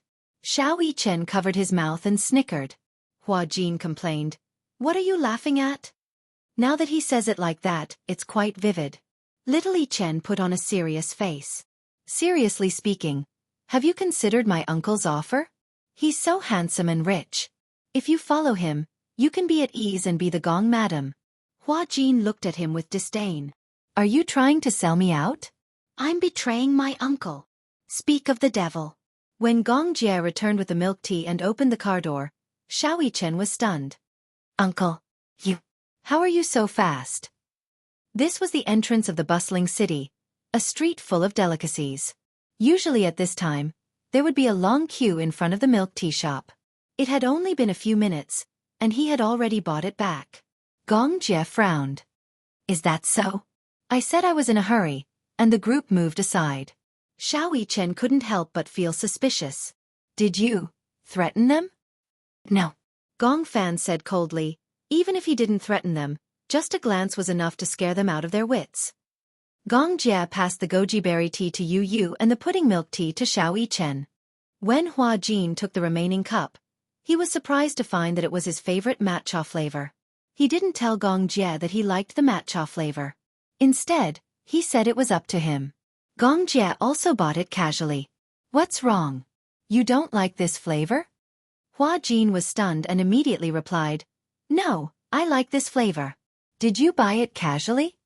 Gong Jie was taken aback as well, and his brows furrowed slightly. At the side, Gong Fan interrupted, "Uncle also loves matcha flavor the most." Hua Jin was surprised. "You like the matcha flavor too?" "Yes." Chapter 40-50. Hugging the matcha milk cap, Hua Jin sucked a mouthful of the milk through the straw, feeling completely satisfied. Gong Fan took a sip of wolfberry tea and frowned. He put it aside and stopped drinking. Gong Jie was surprised to see this. "What's wrong?" "There seems to be a lot of saccharin." After a pause, Gong Fan said, "It's too sweet." Gong Jie was surprised when he heard this. His gaze became more complicated. "I recently took over a patient with multiple personality disorder." Gong Jie sat on the sofa while Alice sat opposite him. She poured tea for him and said calmly, "This patient has a total of 6 personalities and each of them is independent. Have you started to study this field?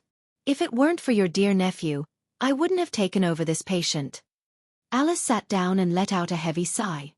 In the world, there aren't many patients with multiple personality disorder.